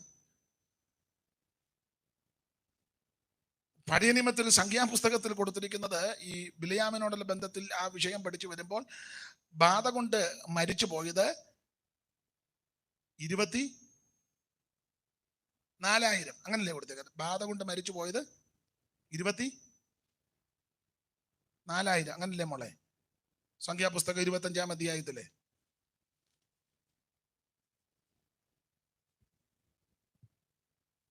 ബാധ കൊണ്ട് മരിച്ചു പോയത് 24,000 പേരെന്നല്ലേ? ആരും കണ്ടില്ലേ? ആ റെഫറൻസ് ഒന്ന് പറഞ്ഞ മോളെ. 9-ാം വാക്യമല്ലേ? 9-ാം മൈക്ക് അങ്ങോട്ട് കാണിച്ചു കൊടുത്ത്, മൈക്ക് അങ്ങോട്ട് മൈക്ക് കാണിച്ചു കൊടുക്കാൻ. ബാധ കൊണ്ട് മരിച്ചു പോയവർ 24,000 പേർ. 24,000 പേരെന്നാ.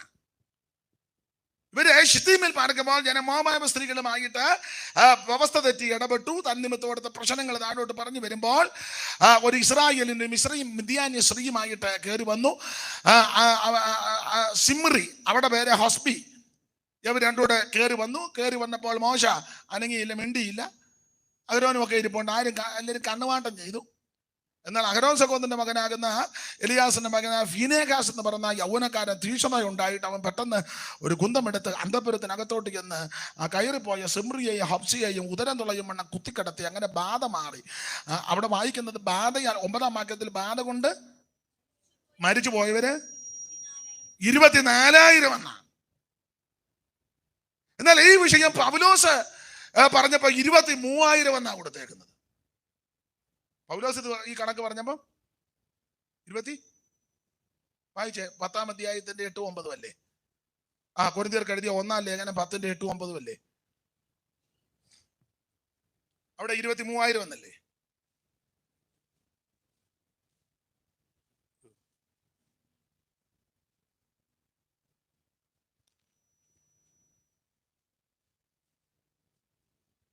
അവരിൽ ചിലർ പരസംഗം ചെയ്ത ഒരു ദിവസത്തിൽ 23,000 പേർ വീണു പോയത്. എത്ര പേര് പോയെന്ന? 23,000. 23,000. സംഖ്യാപുസ്തകത്തിൽ എത്രയാ? 24. അപ്പം സംഖ്യാപുസ്തകത്തിൽ 24,000 എന്ന് പറഞ്ഞു. പൗലോസ് ഇവിടെ പറഞ്ഞേക്കുന്നത് 23,000. അതിനാ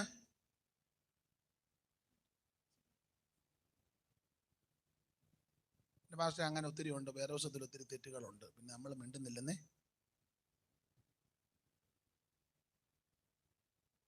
ചേട്ടാ ഇരിപ്പ് കണ്ടിട്ട് അങ്ങനെ തോന്നുന്നത്. ഒത്തിരി തെറ്റുകളുണ്ട്. അതിൽ കയ്യിനൊരു ഭാര്യ എവിടെ നിന്ന് കിട്ടി? ആകെ ഉള്ളത് അമ്മയാ. പിന്നെ ഇവിടെ നിന്ന് അങ്ങനെയൊക്കെ ഉണ്ട്, ഒത്തിരി തെറ്റുകളുണ്ട്. ചേട്ടാ ഈ നോട്ടോ ഇരിപ്പം കണ്ടിട്ട്, കാരണം ഈ പുസ്തകം വായിക്കുന്നില്ലല്ലോ. നമ്മുടെ വിഷയം ഇപ്പൊ അതല്ലാത്തതുകൊണ്ട് അതെല്ലാം വിവരിക്കാൻ നേരമില്ല. സംഖ്യാപുസ്തകം 25-ാം അധ്യായത്തിൽ 24,000 പേര് ബാധകളാൽ മരിച്ചു. ഈ വിഷയം പുതിയ നിയമത്തിൽ പൗലോസ് കൊരിന്ത്യർക്ക് എഴുതിയ 1-ാം ലേഖനം 10-ാം അധ്യായത്തിൽ പറയുമ്പോൾ 23,000 പേരെന്നാ. അപ്പൊ ചിലക്ക് ഇത് പുസ്തകം നന്നായിട്ട് ശ്രദ്ധിച്ച് വായിക്കാത്തവർക്ക് ഡൗട്ട് ഉണ്ടാകും. ശ്രദ്ധിച്ച് വായിക്കുന്നവർക്ക് ക്ലിയർ ആയിട്ട് മനസ്സിലായി. നിങ്ങൾക്ക് ചിലർക്ക് മനസ്സിലായി. ഈ ബാധകളാൽ മരിച്ചുപോയവരുടെ മൊത്തം കണക്ക് ആ സംഖ്യാപുസ്തകത്തിൽ കൊടുത്തേക്കുന്നത് 24,000.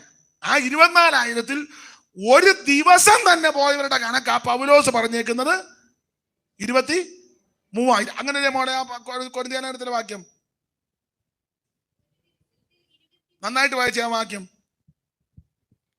ഒരു ദിവസം അവരിൽ ചിലർ പരസംഗം ചെയ്ത് ഒരു ദിവസത്തിൽ 23,000 പേര്. അപ്പോൾ ഇത് മൊത്തം പോയവരുടെ കണക്ക് ആ സംഖ്യാപുസ്തകത്തിൽ 24. ആ 24,000-ൽ ഒരു ദിവസം പട്ടുപോയവരുടെ കണക്കാ പൗലോസ് പറഞ്ഞേക്കുന്നത് 23 എന്ന് പറഞ്ഞ പോലെ ഒരു കണക്കാണ്. ഉൽപ്പത്തി പുസ്തകം 46-ന്റെ 27, പുറപ്പാട് 1-ന്റെ 5, ആവർത്തനം 10-ന്റെ 22-ൽ 70 പേര് വന്നെന്ന് സ്തേഫാനോസിന്റെ പ്രഥമ പ്രസംഗത്തിൽ 75 പേര്. അപ്പൊ 5 പേരുടെ കണക്ക് അവിടെ കൂടി വരുന്നത്. അവരെ പറ്റി വേദപണ്ഡിതങ്ങൾ പറയുന്നത് 1 യാക്കോബ്, 2 യോസേപ്പ്, 3 യോസേപ്പിന്റെ ഭാര്യ ആസനത്ത്, 4 യോസേപ്പിന്റെ മൂത്ത മകൻ മനേഷെ, 5 യോസേപ്പിന്റെ ഇളയ മകൻ എബ്രയും. അപ്പൊ എബ്രയും, മനേഷെ, ആസനത്ത്, യോസേപ്പ്, യാക്കോബ്, അങ്ങനെ 75 പേരെ സ്തേഫാനോസ് തെളിയിച്ചു. ഇവർ യോസേപ്പിന്റെ കാലത്തെത്തി. യോസേഫിന്റെ കാലത്ത് ഇവര് മിസ്രയീമിലെത്തി. വന്നു കഴിഞ്ഞ് ഞാൻ എപ്പോഴും പറയും, ഈ മിസ്രയീമില് അപ്പനും ചേട്ടന്മാരും എല്ലാം കൂടെ വന്നു. മിസ്രയീമിലെത്തിയപ്പോൾ യോസേഫ് ജ്യേഷ്ഠന്മാരോട് പറഞ്ഞു, പിന്നെ നമ്മൾ നാളെ പറവോനെ കാണാൻ പോകും, ഞാൻ അപ്പോയിൻമെന്റ് എടുത്തിട്ടുണ്ട്. ഞാൻ നേരത്തെ പറഞ്ഞിട്ടുണ്ട്, എൻ്റെ ചേട്ടായിമാരും അപ്പച്ചന്മാരും ഞങ്ങൾ പഴയ പെന്തിക്കോസുകാർ, ഇവിടെ തിരുവല്ല കുമ്പനാടൊക്കെ ഞങ്ങൾ പഴയ പെന്തിക്കോസുകാരാ. ഇപ്പം ഇവിടെ വയനാട്ടിലോട്ട് വന്നതാ. അപ്പം ഞാൻ പറഞ്ഞിട്ടുണ്ട്, പഴയ പെന്തിക്കോസുകാരാണ്. ഞങ്ങളുടെ ഗ്രാൻഡ് ഫാദറാണ് ഇത് തുടങ്ങിയത്, അബ്രഹാം. നേരത്തെ പറഞ്ഞിട്ടുണ്ട്. എൻ്റെ വല്യപ്പച്ചനെ ഐസക് പാസ്റ്റർ, എൻ്റെ ഫാദർ ജേക്കബ് പാസ്റ്റർ, എല്ലാം പഴയ പാസ്റ്റർമാരാ. എബ്രഹാം പാസ്റ്റർ, പറ, ഐസക് പാസ്റ്റർ, ജേക്കബ് പാസ്റ്റർ, എല്ലാം പാസ്റ്റർമാരാ. അപ്പൊ ഞാൻ ഫറവോനോട് പറഞ്ഞിട്ടുണ്ട്, ഞങ്ങളെല്ലാം പാസ്റ്റർമാർ ഒത്തിരി ഞങ്ങളുടെ വീട്ടിലുണ്ട്, പഴയ ബന്ധുക്കോസുകാരാന്ന് പറഞ്ഞു. അപ്പം നമ്മൾ നാളെ ഫറവോനെ കാണാൻ പോകും. അപ്പം ഇവിടുത്തെ ഒരു രീതി, ഈ ഫറവോൻ നിങ്ങളെ, ഞാൻ കാര്യമൊക്കെ പറഞ്ഞിട്ടുണ്ടെങ്കിൽ നിങ്ങളെ കണ്ട് ലോഹ്യം ചോദിക്കും, ഫറവോൻ ചോദിക്കും പേരെന്തുവാന്നൊക്കെ ചോദിക്കും. ഇവിടുത്തെ ശൈലിയാണ്, പേര് ചോദിക്കും. യാക്കോബിനോട് അങ്ങനെയല്ലേ ചോദിച്ചത്, പേരെന്നാണ്. അപ്പൊ യാക്കോബ് പറഞ്ഞ പേര് മാത്രമല്ല പറഞ്ഞത്, പേരെന്തുവാ? സ്തോത്രം, പ്രായം എന്തോ ഉണ്ട്. അപ്പൊ ഇങ്ങനെ പറഞ്ഞത്, എൻ്റെ പേര് യാക്കോബ് എന്നാ, എൻ്റെ പരദേശ പ്രയാണത്തിന്റെ കാലം 130, എൻ്റെ പിതാക്കന്മാരോളം ഞാൻ എത്തിയിട്ടുമില്ല. എന്ത് ക്ലിയറായാ പറഞ്ഞു. അപ്പൊ ഇവിടുത്തെ രീതി അങ്ങനെ, പേര് ചോദിക്കും, പിന്നെ തൊഴിൽ ചോദിക്കും. തൊഴില് ഇപ്പൊ എന്തോ വർക്ക് ചെയ്യുന്നതൊക്കെ ചോദിക്കും. അത് ഇവിടുത്തെ ശൈലിയാ. അപ്പൊ അങ്ങനെ പറവോ നിങ്ങളെ ആളയച്ച് വിളിപ്പിച്ച് പേരും തൊഴിലും ഒക്കെ ചോദിക്കുമ്പോൾ നിങ്ങൾ സത്യം പറയണം. തൊഴിൽ എന്നാന്ന് നിങ്ങളെ കൃത്യം എന്തോ പറയണം. ഞങ്ങൾ ഞങ്ങളുടെ പിതാക്കന്മാരുമെല്ലാം നന്നായിട്ട് പറ.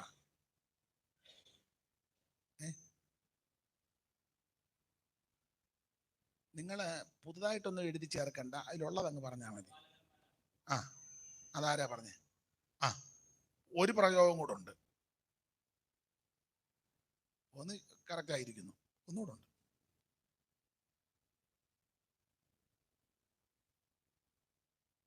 വാക്കുകളില്ല, ഭാഷണമില്ല.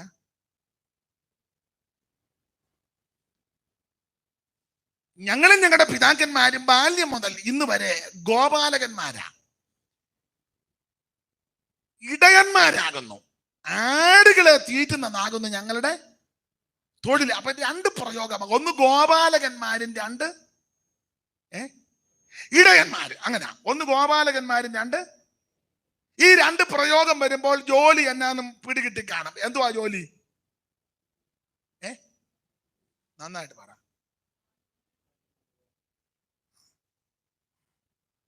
ഗോപാലകന്മാരും ഇടയന്മാരും. അപ്പൊ ഇവരുടെ തൊഴില് നല്ല ഭാഷയാണ്. അധ്യാപികയായിരുന്നു. എന്നാലും നല്ല ഭാഷ. ഗോക്കളെ അങ്ങനല്ലേ പറഞ്ഞേ? അതാ നല്ല പ്രയോഗം. ഗോപാലകന്മാരും ഇടയന്മാരും എന്ന് പറഞ്ഞാൽ ആടിനെയും പശുക്കളെയും തീറ്റുന്നവരാ.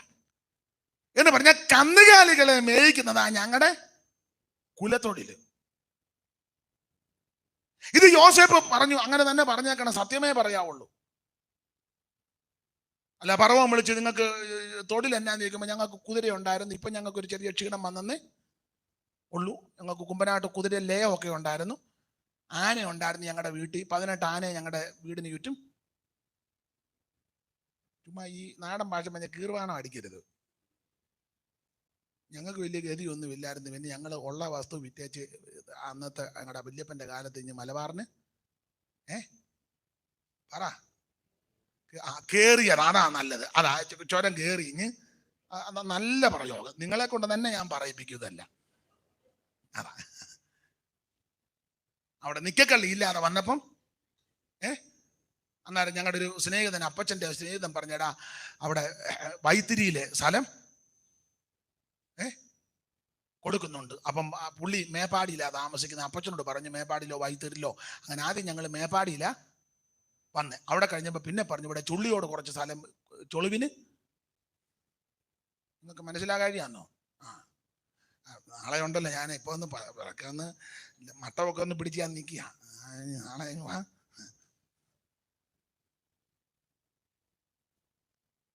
അല്ലാതെ കേറി ഡെമ്പൊന്നും പറഞ്ഞേക്കരുത്.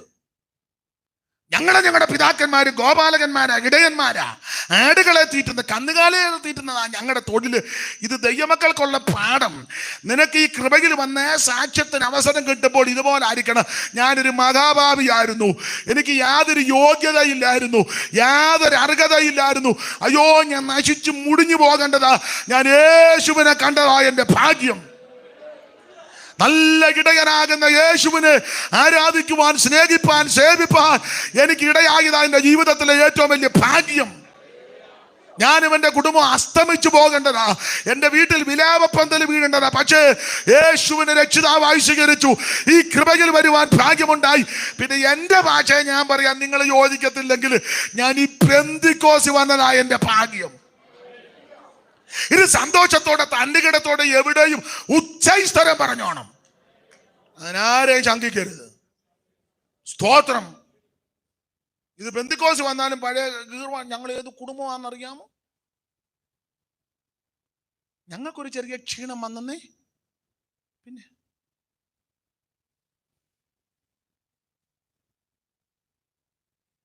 ചില വകുപ്പൊക്കെ പറഞ്ഞു കേട്ടില്ല. ഞങ്ങൾ അവിടെ പാറാനിക്കല്ലേ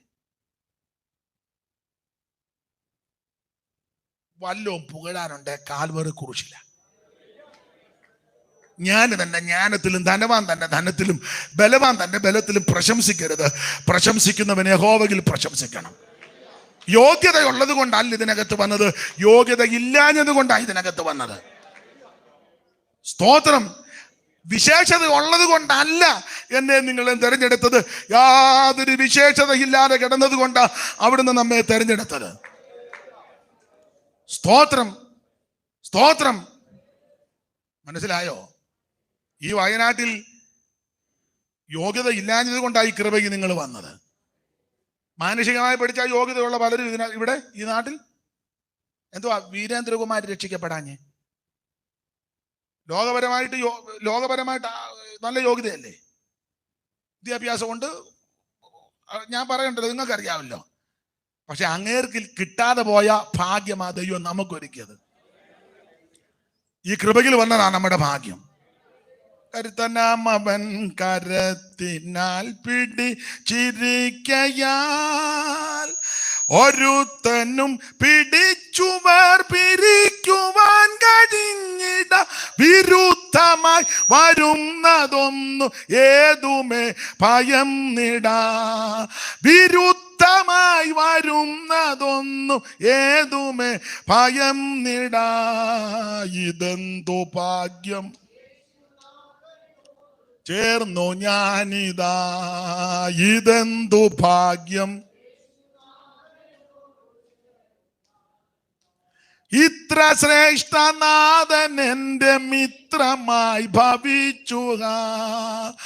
ഇത്ര ശ്രേഷ്ഠനാഥൻ എൻ്റെ മിത്രമായി ഭവിച്ചുക. ഇതെന്തു ഭാഗ്യം. എന്നെ കേൾക്കുന്ന പ്രിയരെ, വല്ലതും പുകഴാനുണ്ടെങ്കിൽ അത് കാൽവറി ക്രൂശില. അവൾ യോസേപ്പ് ജ്യേഷ്ഠന്മാരോട് പറഞ്ഞു, പർവ്വം വിളിച്ചു ചോദിക്കുമ്പോൾ നിങ്ങൾ സത്യം പറയണം, കന്നുകാലികൾ ആടുകളെ മേയ്ക്കുന്നതാ.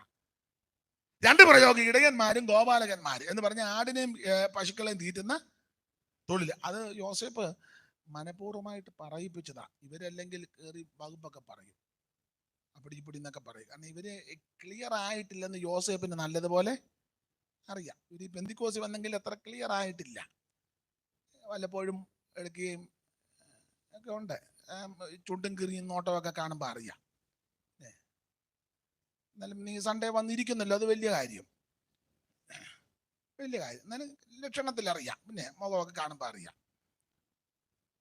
ഈ വിശുദ്ധ വിമാനം വന്നപ്പോൾ ഒരു ചെറിയ സ്മെല്ലുണ്ടായിരുന്നു. അപ്പൊ പിന്നെ ആരും കൊടുക്കുന്നില്ലല്ലോ, ചിലക്ക് രക്ഷയായി. എന്തായാലും യോസേപ്പിന് അറിയാം ഇവരത് ക്ലിയർ ആയിട്ടില്ലെന്ന്. അതുകൊണ്ട് യോസേപ്പ് പറഞ്ഞു, ഇത് സത്യം പറയണേ. അവിടെ ചെന്ന് പറവൻ ചോദിക്കും, എനിക്ക് ഇടയ്ക്ക് കയറാനൊക്കത്തില്ല, നിങ്ങൾ സത്യം പറഞ്ഞു. ഇനി അതിന് വേറൊരു ആത്മീക പാഠം, ഇടയന്മാരും ഗോപാലകന്മാരും. അപ്പൊ എന്നിട്ട് അർത്ഥം പിടികിട്ടി, ആടുകളെ തീറ്റുന്നവരും പശുക്കളെ മേയ്ക്കുന്നവരും, ആടും പശു. അപ്പൊ അത് പുറകോട്ടൊന്ന് പഠിച്ചാൽ എന്റെ ഭാഷാശൈലി പറയുക, യോസേപ്പ് ചേട്ടന്മാരോട് പറഞ്ഞതിന്റെ ഒരാശയം, ചേട്ടന്മാരോട് പറഞ്ഞതിന്റെ ആശയം എന്താ? നമ്മുടെ മൂടും ചുവടും മറക്കരുത്. മൂടും ചുവടും. ഇപ്പൊ ഇച്ചിരി കാശൊക്കെ ആയി, പിള്ളേര് അമേരിക്കയിലും പാർഷ്യയിലും ഒക്കെ പോയി. ഇപ്പം ഫോറിൻ സാരിയും ഫോറിൻ തുണിയും ഫോറിൻ സ്പ്രേയും ഒക്കെ കിട്ടിയത് കുഴപ്പമല്ല, നല്ല കാര്യം. നേരത്തെ പുല്ല് മേഞ്ഞ വീടായിരുന്നു, ഇപ്പം പാർക്ക് കെട്ടിടമൊക്കെ ആയി, ചില വസ്തുവും കൂടെ മേടിച്ചതൊക്കെ നല്ല കാര്യം. ഇപ്പം 3-4 ATM കാർഡും ഒക്കെ കയ്യിൽ ഇരിപ്പുണ്ട്. കാണിക്കുമൊന്നും വേണ്ട, അതിന്റെ നമ്പരും ഒന്നും പറയണ്ട, അതൊക്കെ ഇരിക്കട്ടെ, അതൊക്കെ നല്ല കാര്യം. പക്ഷേ വണ്ടിയൊക്കെ ആയി, പണ്ട് കാളവണ്ടിയാ, ഇപ്പം സ്ഥിതിക്കൊക്കെ ദൈവം, അതൊക്കെ നല്ല കാര്യം. പക്ഷെ മൂടും ചോടും മറക്ക. പിന്നിട്ട് ആ വഴികളും ദൈവം നടത്തിയ വിധങ്ങളൊന്നും ഞാൻ എപ്പോഴും എല്ലായിടത്തും പറയും, സഹോദരിമാരോടും ഒക്കെ ഞാൻ പറയാറുണ്ട്. ഒരു നല്ല സാരി കിട്ടിയാൽ കൊള്ളാമെന്ന് ആഗ്രഹിച്ച സമയമുണ്ട്. നല്ല സാരി കിട്ടുകാരനെ കൊടുത്തോണ്ട് മാസയോഗത്തിന്, പക്ഷെ ആഗ്രഹിച്ചതുപോലെ അന്ന് കിട്ടിയില്ല. പക്ഷെ ഇപ്പം ഇഷ്ടം പോലെ ഉണ്ട്. പക്ഷെ ഇപ്പൊ യോഗത്തിന് പോകുന്നില്ല. അത് ഒരു പരമാർത്ഥമായ കാര്യമാണ്. അല്ല, സത്യം പറയണമല്ലോ. പിന്നെ ഈ യോഗത്തിന് വരാൻ കാര്യം, ഇങ്ങനെ കാവാലം പാസ് ഒന്ന് കേട്ടിട്ടുണ്ട്, എന്നാ ഇന്ന് പോയെന്ന് കാണാം. അയാളെ ബോധമുള്ളവനല്ലെന്നാ പലരും പറയുന്നത്. അയാൾ ചള്ളും പൊട്ടുമൊക്കെ പറയും. ഇന്ന് എന്നാ പറയുന്നത് നമുക്ക് വൈകിട്ട് പകലൊന്ന് കേൾക്കാം. വലിയ തരക്കേടില്ലെങ്കിൽ വൈകിട്ട് നമുക്കൊന്ന് എനിക്ക് മോഹം കാണും പറയും, അങ്ങനെയൊക്കെ ഉന്നം വെച്ചായി വന്നെന്ന്. വൈകിട്ടൂടെ കൂടാമോ? വൈകിട്ടൂടെ വരാമോ എന്ന്? ഞാൻ ഇത്രയും ദൂരം വന്നതല്ലേ, അപ്പൊ നിങ്ങളെ അടുത്ത് നിന്നൊന്ന് വരുന്നതിന്. അപ്പൊ ചുരുക്കി പറഞ്ഞാൽ മൂടും ചുവടും ഒന്നും മറക്കരുത്.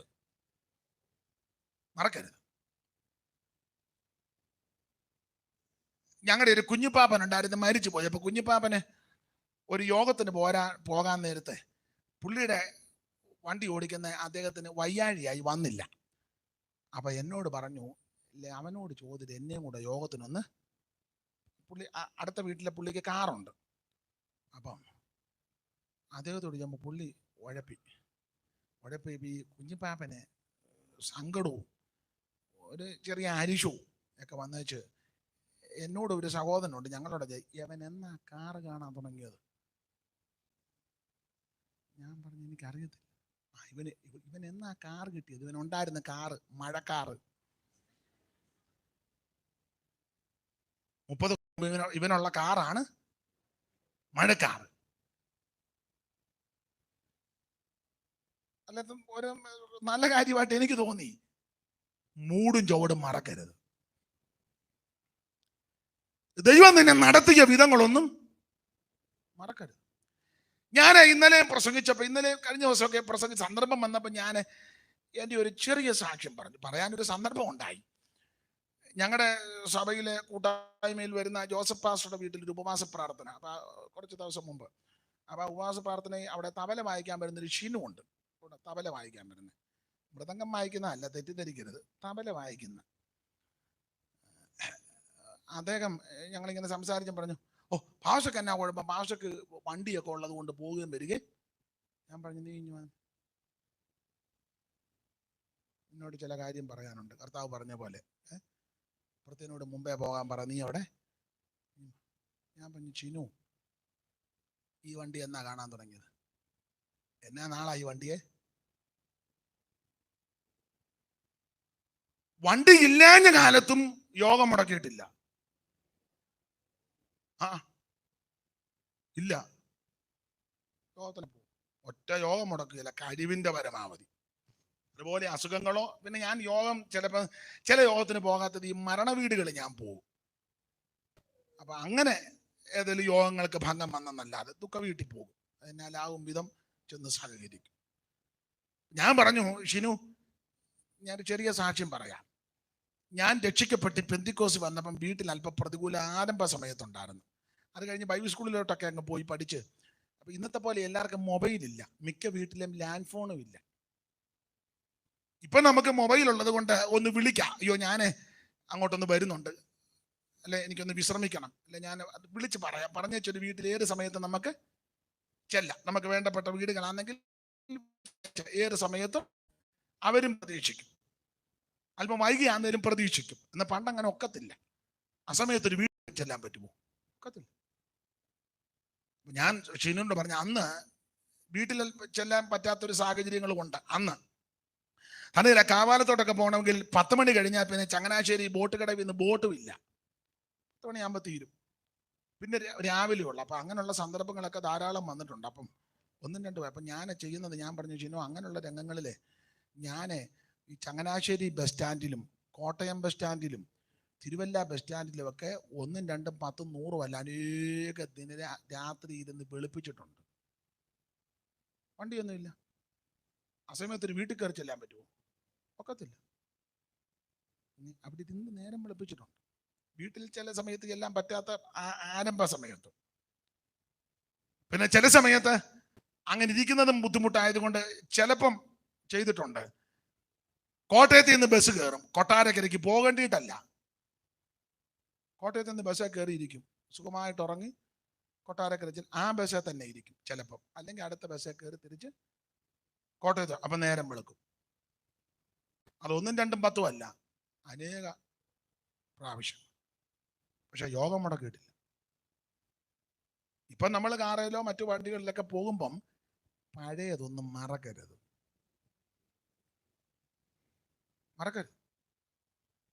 അപ്പൊ യോസേഫ് ആ ഉദ്ദേശത്തോടാ ചേട്ടന്മാരോട് പറഞ്ഞത്, ഇടയന്മാരാണ് ആടുകളെ തീറ്റുന്നവരാ, കന്നുകാലികളെ മേയ്ക്കുന്നവരാ, ഗോപാലകന്മാരാണ് പറയുന്നത്.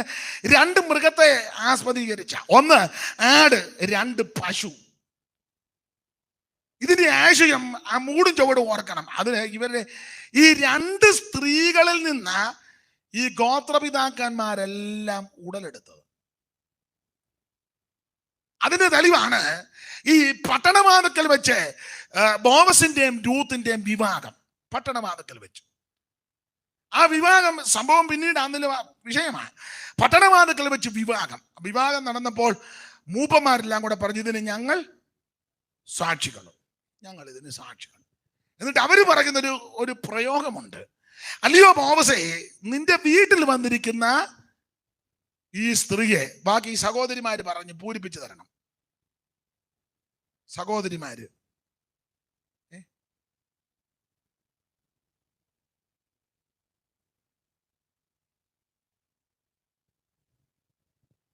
നിങ്ങളൊന്ന് പൂരിപ്പിച്ചു തരാൻ ബാക്കി.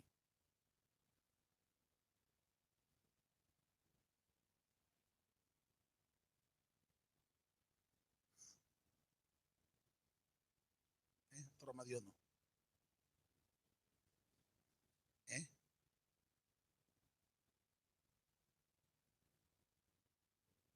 ഇങ്ങനെയുള്ള കാര്യമൊന്നും പൂരിപ്പിക്കാൻ പലർക്കും താല്പര്യമില്ല. അല്ലാത്ത കാര്യമെല്ലാം നന്നായിട്ട് 4:11 വായിച്ചേ. ഏത് 4-ആയിരിക്കും? രൂത്ത്. മൈക്കൂടെ വായിരും മോളെ. അതിന് പട്ടണവാതിക്കൽ ഇരുന്ന സകല ജനവും മൂപ്പന്മാരും പറഞ്ഞു, പറഞ്ഞത്, ഇതിന് ഞങ്ങൾ സാക്ഷി തന്നെ. നിന്റെ വീട്ടിൽ വന്നിരിക്കുന്ന സ്ത്രീ, നിന്റെ വീട്ടിൽ വന്നിരിക്കുന്ന സ്ത്രീയെ, ഈ സ്ത്രീയെ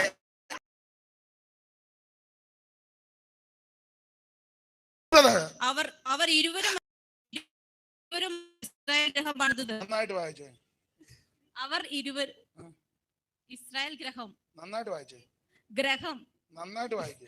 അവർ ഇരുവരുമല്ലോ ഇസ്രായേൽ ഗ്രഹം പണിതത്. ഒക്കുന്നില്ല. നന്നായിട്ട് വായിച്ചേ. ഗ്രഹം. ഇസ്രായേൽ ഗ്രഹം. ഗ്രഹം. അങ്ങനെ തന്നെ. അല്ലല്ല, ഇതല്ല ഇങ്ങനെ. ഗൃഹം. എന്റെ പൊന്നച്ചായി ഉച്ചക്ക് എത്ര വലിയ കാര്യം. ഗൃഹം. മറ്റേത് ഗ്രഹം. ശുക്രൻ, വ്യാഴം, പ്ലൂട്ടോ അല്ലേ? പിന്നെ ശനിയാ, അത് എനിക്ക് മനസ്സിലായി. അപ്പൊ ശ്രദ്ധിച്ചേ, അല്ലയോ രൂത്തേ, ബോവസേ, ഞങ്ങൾ ഇതിന് സാക്ഷികൾ, ഈ വിവാഹത്തിന് ഞങ്ങൾ സാക്ഷികൾ. നിന്റെ സ്ത്രീയെ അല്ലെങ്കിൽ സ്ത്രീയെ യഹോവ റാഹേലിനെയും ലേയായെയും പോലെ ആക്കട്ടെ. അവർ ഇരുവരും അല്ലയോ ഇസ്രായേൽ ഗൃഹം പണിതത്. ആണ്ടെ, അങ്ങനെ സത്യം വായിച്ചോണേ, കുഴപ്പം എന്നാലും ചടയെന്ന് വായിച്ചല്ലോ, ദൈവം അനുഗ്രഹിക്കട്ടെ. അപ്പോൾ ഇവർ ഇരുവരും അല്ലയോ ഇസ്രായേൽ ഗൃഹം പണിതത്. ഈ രണ്ട് സ്ത്രീ ഞാൻ എപ്പോഴും എല്ലായിടങ്ങളിലും പറയും, ഇവിടെ ഒന്നുകൂടെ ആവർത്തിക്കുന്നു. കാരണം കുഞ്ഞു സഹോദരിമാരുണ്ട്, കുടുംബസ്ഥരായ സഹോദരിമാരുണ്ട്, മാന്യരായ മാതാക്കളുണ്ട്. നിങ്ങളെ എല്ലാം അഭിനന്ദിക്കുന്നു. അതുകൊണ്ട് നിങ്ങളെയും കൂടെ ബഹുമാനിച്ച് പറയുകയാണ്. വീട് പണിതെടുക്കുന്നത് അല്ലെ, ഭവനം പണിതെടുക്കുന്നത് ദൈവം കഴിഞ്ഞാൽ സ്ത്രീകളാണ്. ഞങ്ങൾ ആരെയൊന്നും ഇനി വെക്കാതിരിക്കുന്നതാ നല്ലത്. മേലോട്ട് കയറാൻ ഇപ്പൊ തന്നെ 40 കഴിഞ്ഞപ്പോഴേ പരിവക്കേടായി. എന്നാ മാമ, എന്നാന്നറിയോ, കെട്ടുന്നത് ഒരു സ്റ്റെപ്പ് പോലും എന്റെ അഭിപ്രായമാ കേട്ടോ. 2 നില പണിയാതിരിക്കുന്നതാ. വസ്തു ഉണ്ടെങ്കിൽ ഒരു നിലയെ തീർക്കുന്ന, ഒന്നുമില്ലെങ്കിൽ ആ കുന്തം പിടിച്ചോണ്ടാന്നേലും അടുത്ത മുറിയിലോട്ടൊന്ന് എന്തോ പറ വാക്കർ തെറ്റിയോ? ആര് വലിഞ്ഞു കയറാനാ മേളി? പിന്നെ ഈ പെണ്ണുങ്ങളാ കൂടുതലും 2 നില വേണമെന്ന് ചടിക്കുന്ന. കാരണം അപ്പുറത്തുകാർ 2 നില വെച്ചു. അത് കാണുമ്പോ ഇവക്ക് അപ്പോ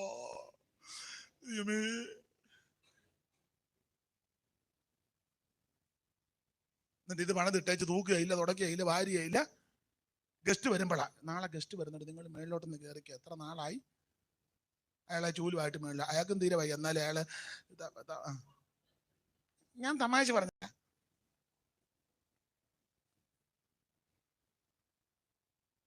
ഈ ഞങ്ങളുടെ നാട്ടിലൊരു പഴഞ്ചൊല്ലുണ്ട്, കൂനറിഞ്ഞേ നെവരാവൂ. ഒരഭിപ്രായം പറഞ്ഞതാ കേട്ടോ. നിങ്ങൾ 3 നില പണിതോ, വലിഞ്ഞു കയറുകയോ താഴെ പോവുകയോ, എനിക്ക് തന്നെ അത് പറഞ്ഞപ്പോൾ എന്നെ മുഖം അങ്ങ് വല്ലാതായല്ലോ. അപ്പൊ ശ്രദ്ധിച്ചേ, ഞങ്ങൾ പുരുഷന്മാർ സഹോദരന്മാർ ബിൽഡിങ് പണിത് അതിന്റെ മെറ്റീരിയൽ, ഇഷ്ടിക, മണ്ണും കമ്പി സിമന്റും ഒക്കെ ലോഡ് കണക്കിന് കൊണ്ടിറക്കി ഞങ്ങൾ അധ്വാനിച്ചതെല്ലാം ബിൽഡിങ് പണിത്. പക്ഷേ ഭവനം പണിയുന്നത് നിങ്ങളാണ്. ദൈവം കഴിഞ്ഞാൽ നിങ്ങളുടെ വീട് പണിതെടുക്കുവാനുള്ള ശുശ്രൂഷ, ആ കർത്തവ്യം, ഉത്തരവാദിത്വം, ആ വിശേഷത ഞങ്ങൾക്കല്ല ദൈവം തന്നിരിക്കുന്നത്, നിങ്ങൾക്കാ. സ്ത്രീകളാ വീട് പണിതെടുക്കുന്നത്. ഞാൻ പറയാറുണ്ട്, പുരുഷൻ താൻ തോന്നിക്കും തന്നിഷ്ടക്കാരനും വെറിയനോ കുടിയനോ അങ്ങനെ വരാതിരിക്കട്ടെ, ആർക്ക് സംഭവിക്കാതിരിക്കട്ടെ. അഥവാ ഈ വിധത്തിലുള്ള ഒരു സഹോദരനെ ആണെങ്കിൽ തന്നെ ആ വീട്ടിലെ അമ്മ സഹോദരി പ്രാർത്ഥിക്കുന്ന, ഭക്തിയുള്ള, ദൈവകൃപയുള്ള, എൻ്റെ ഭാഷ പറഞ്ഞ രക്ഷിക്കപ്പെട്ട് അഭിഷേകം പ്രാപിച്ച് കർത്താവിൻ്റെ ജനത്തിൽ സാക്ഷിച്ച് തിരുമേശയെടുത്ത് വിശ്വസ്തയോട് ദൈവത്തോടും മനുഷ്യരോടും കുറ്റമറ്റ മനസ്സാക്ഷിയോടെ ജീവിക്കുന്ന ഒരു മാതാവാണെങ്കിൽ ആ കുടുംബം നശിക്കത്തില്ല. അങ്ങേര് വനാസ്ഥാനപ്പെട്ടു വരും. ആ തലമുറയും, എൻ്റെ ഭാഷ പറഞ്ഞ കാലാപ്പുറ തല്ലി പോകുകയല്ല, ആ തലമുറയും രക്ഷപ്പെടും. ആ ഭവനം ദൈവം പണിത് തരും. എത്ര കുടുംബങ്ങളെ ദൈവം പണിതു. അതിൻ്റെ എല്ലാം പിമ്പിൽ പ്രാർത്ഥിക്കുന്ന ഒരു അമ്മയുണ്ടായിരുന്നു, ആരാധിക്കുന്ന ഒരു അമ്മയുണ്ടായിരുന്നു. അനേക ദൈവദാസന്മാരും സഹോദരന്മാരും പറയുന്ന സാക്ഷ്യം ഞാൻ കേട്ടിട്ടുണ്ട്. എൻ്റെ അമ്മയുടെ കണ്ണുനീരും പ്രാർത്ഥനയുമാ ഞാൻ ഈ വിധത്തിൽ വരാൻ ഒരു മുഖാന്തരം. അനേകർ പറയുന്നത് ഞാൻ കേട്ടിട്ടുണ്ട്. എൻ്റെ അമ്മച്ചി ഉറക്കമില്ലായിരുന്നു. ഞങ്ങൾ രാത്രിയിൽ എഴുന്നേൽക്കുമ്പോഴും അകത്തിരുന്ന് ഞരക്കം കേൾക്കാം. അമ്മച്ചി അന്ന് പായും മെത്തയും ഒന്നില്ല, ചണച്ചാക്കിന്റെ പുറത്തിരുന്ന് ഞരക. അതാ വീട് പണിതെടുക്കാൻ ദൈവം കഴിഞ്ഞാൽ പിന്നെ ദൈവം നിങ്ങളെയായി ഏൽപ്പിച്ചേക്കും. അങ്ങനല്ലയോ സദൃശവാക്യത്തിൽ ജ്ഞാനമുള്ള സ്ത്രീ അല്ല വീട് പൊളിക്കുന്നത് നിങ്ങളാ. അങ്ങനല്ലേ 14-ാം അധ്യായത്തിന്റെ ഒന്ന് വായിച്ചേ.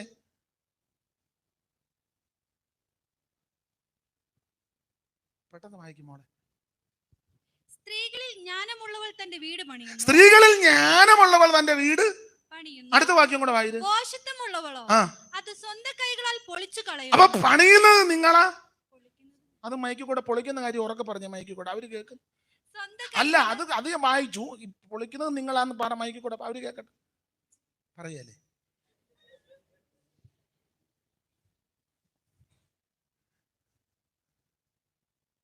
നിനക്ക് പറയാ.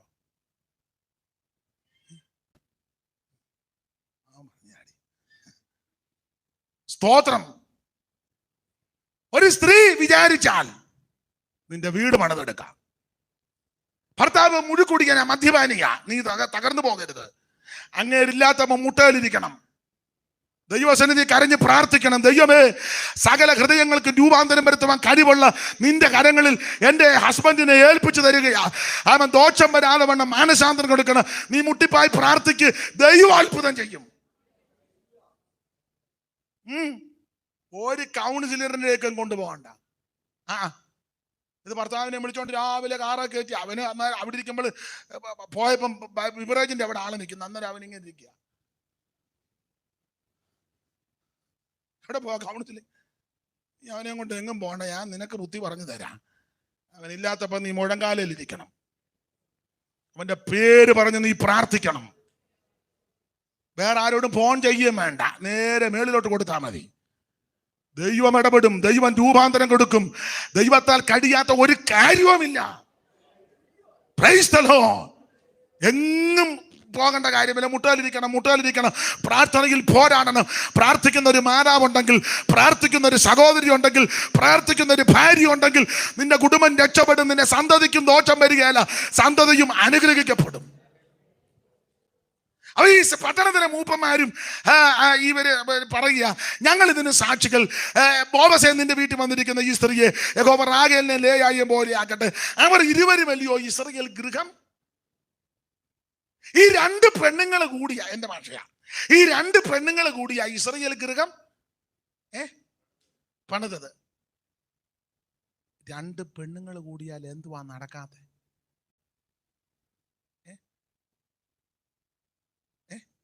എന്തും നടക്കും. ഒരു പെങ്കൊച്ച് കാരണം ഉമ്മൻചാണ്ടി മന്ത്രിസഭ താഴെ പോകാൻ. ഈ അടുത്ത കാലത്ത് വേറൊരു പെങ്കൊച്ചും. നിങ്ങൾ ഈ വയനാട്ടിൽ പേപ്പറൊന്നും വരുന്നില്ലേ?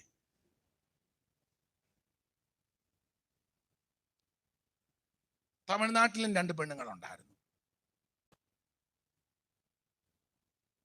ഇല്ലേ? സ്തോത്രം. പെണ്ണുങ്ങൾ നിരൂപിച്ചാൽ എന്തോ നടക്കാതെ? നാളെ പേപ്പർ കണ്ട് പാണ്ടിലോറി ഓടിച്ചോണ്ട് പോകുന്നു.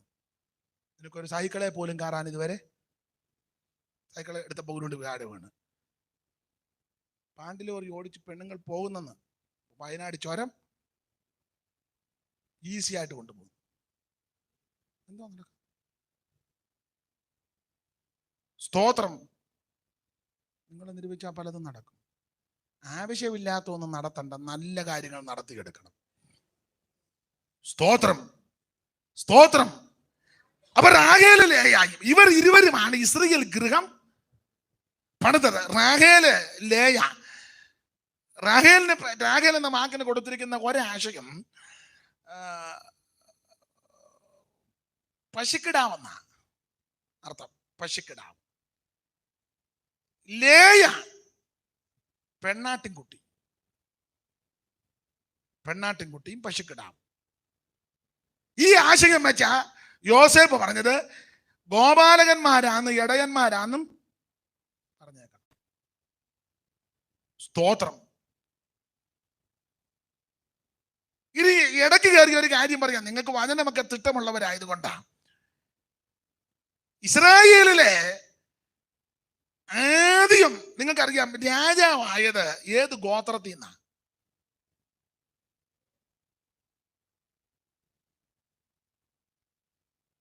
ഉറപ്പിച്ച് പറയണം. ബെന്യാമീൻ ഗോത്രത്തിൽ നിന്നാ. ആര്? ഇനി വേറെ പുസ്തകത്തിന്റെ ആ ഉപദേശം പഠിച്ചു വരുമ്പോൾ ഇസ്രായേലിൽ ഒരുവൻ രാജാവ് ആകേണ്ടത് ഏത് ഗോത്രത്തിൽ നിന്നാ?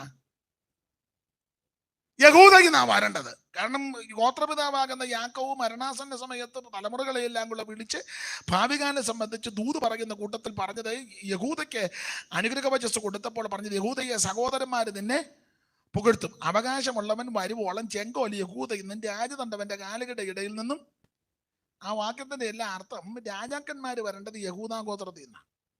പക്ഷെ ഒന്നാമത്തെ രാജാവ് വന്നത് ഏത് ഗോത്രത്തിൽ നിന്നാ? ബെന്യാമീൻ ഗോത്രത്തിൽ നിന്നാ വന്നത്. അതിനാ യഹൂദയിൽ നിന്ന് വരാതെ ബെന്യാമീന്ന് വന്നത്. ഞാൻ എപ്പോഴും പറയും, നിങ്ങൾക്ക് വചനം പഠിക്കുന്നവർക്ക് അറിയാം, യഹൂദയിൽ നിന്ന് ആ രാജാവ് വരേണ്ടത്.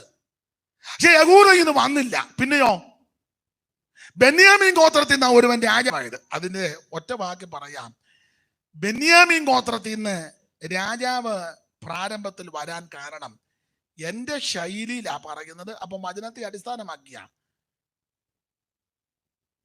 വല്യമ്മച്ചിയുടെ പ്രാർത്ഥനയാ ഇതിന് മുഖാന്തരം. ബെന്യാമീൻ ഗോത്രത്തിൽ നിന്ന് ഒരു രാജാവ് വരാൻ കാര്യം വല്യമ്മച്ചിയുടെ ഒരമ്മച്ചിയുടെ പ്രാർത്ഥനയാ. തെളിവ് നിങ്ങൾ വചനം പഠിക്കുന്നവർക്കറിയാം. യാക്കോബും തന്റെ കുടുംബമെല്ലാം കൂടെ പാർത്ത് ചേട്ടനെ പേടിച്ച് യാക്കോബ് ഓടി. ഒടുവിൽ പത്തനാരാമിൽ ചെന്നു. കിണറ്റങ്കരയെ വെച്ചൊരു ചെറിയ പ്രശ്നം, പുള്ളി ഏത് കേസും എടുക്കുന്നയാളാ, പ്രശ്നം പരിഹരിച്ചു. അവിടെ രണ്ട് പെണ്ണുങ്ങളായി ആടിനെ മേയിക്കുന്നതേ, വെള്ളം കുടിക്കുന്ന വിഷയം വന്നപ്പോൾ പുള്ളി കയറി ഏറ്റ് കാര്യമൊക്കെ പരിഹരിച്ചു. അപ്പൊ ഈ പെൺപിള്ളേർ രണ്ടും നോക്കിയപ്പം മനസ്സിലായി പാസ്റ്ററാണ്.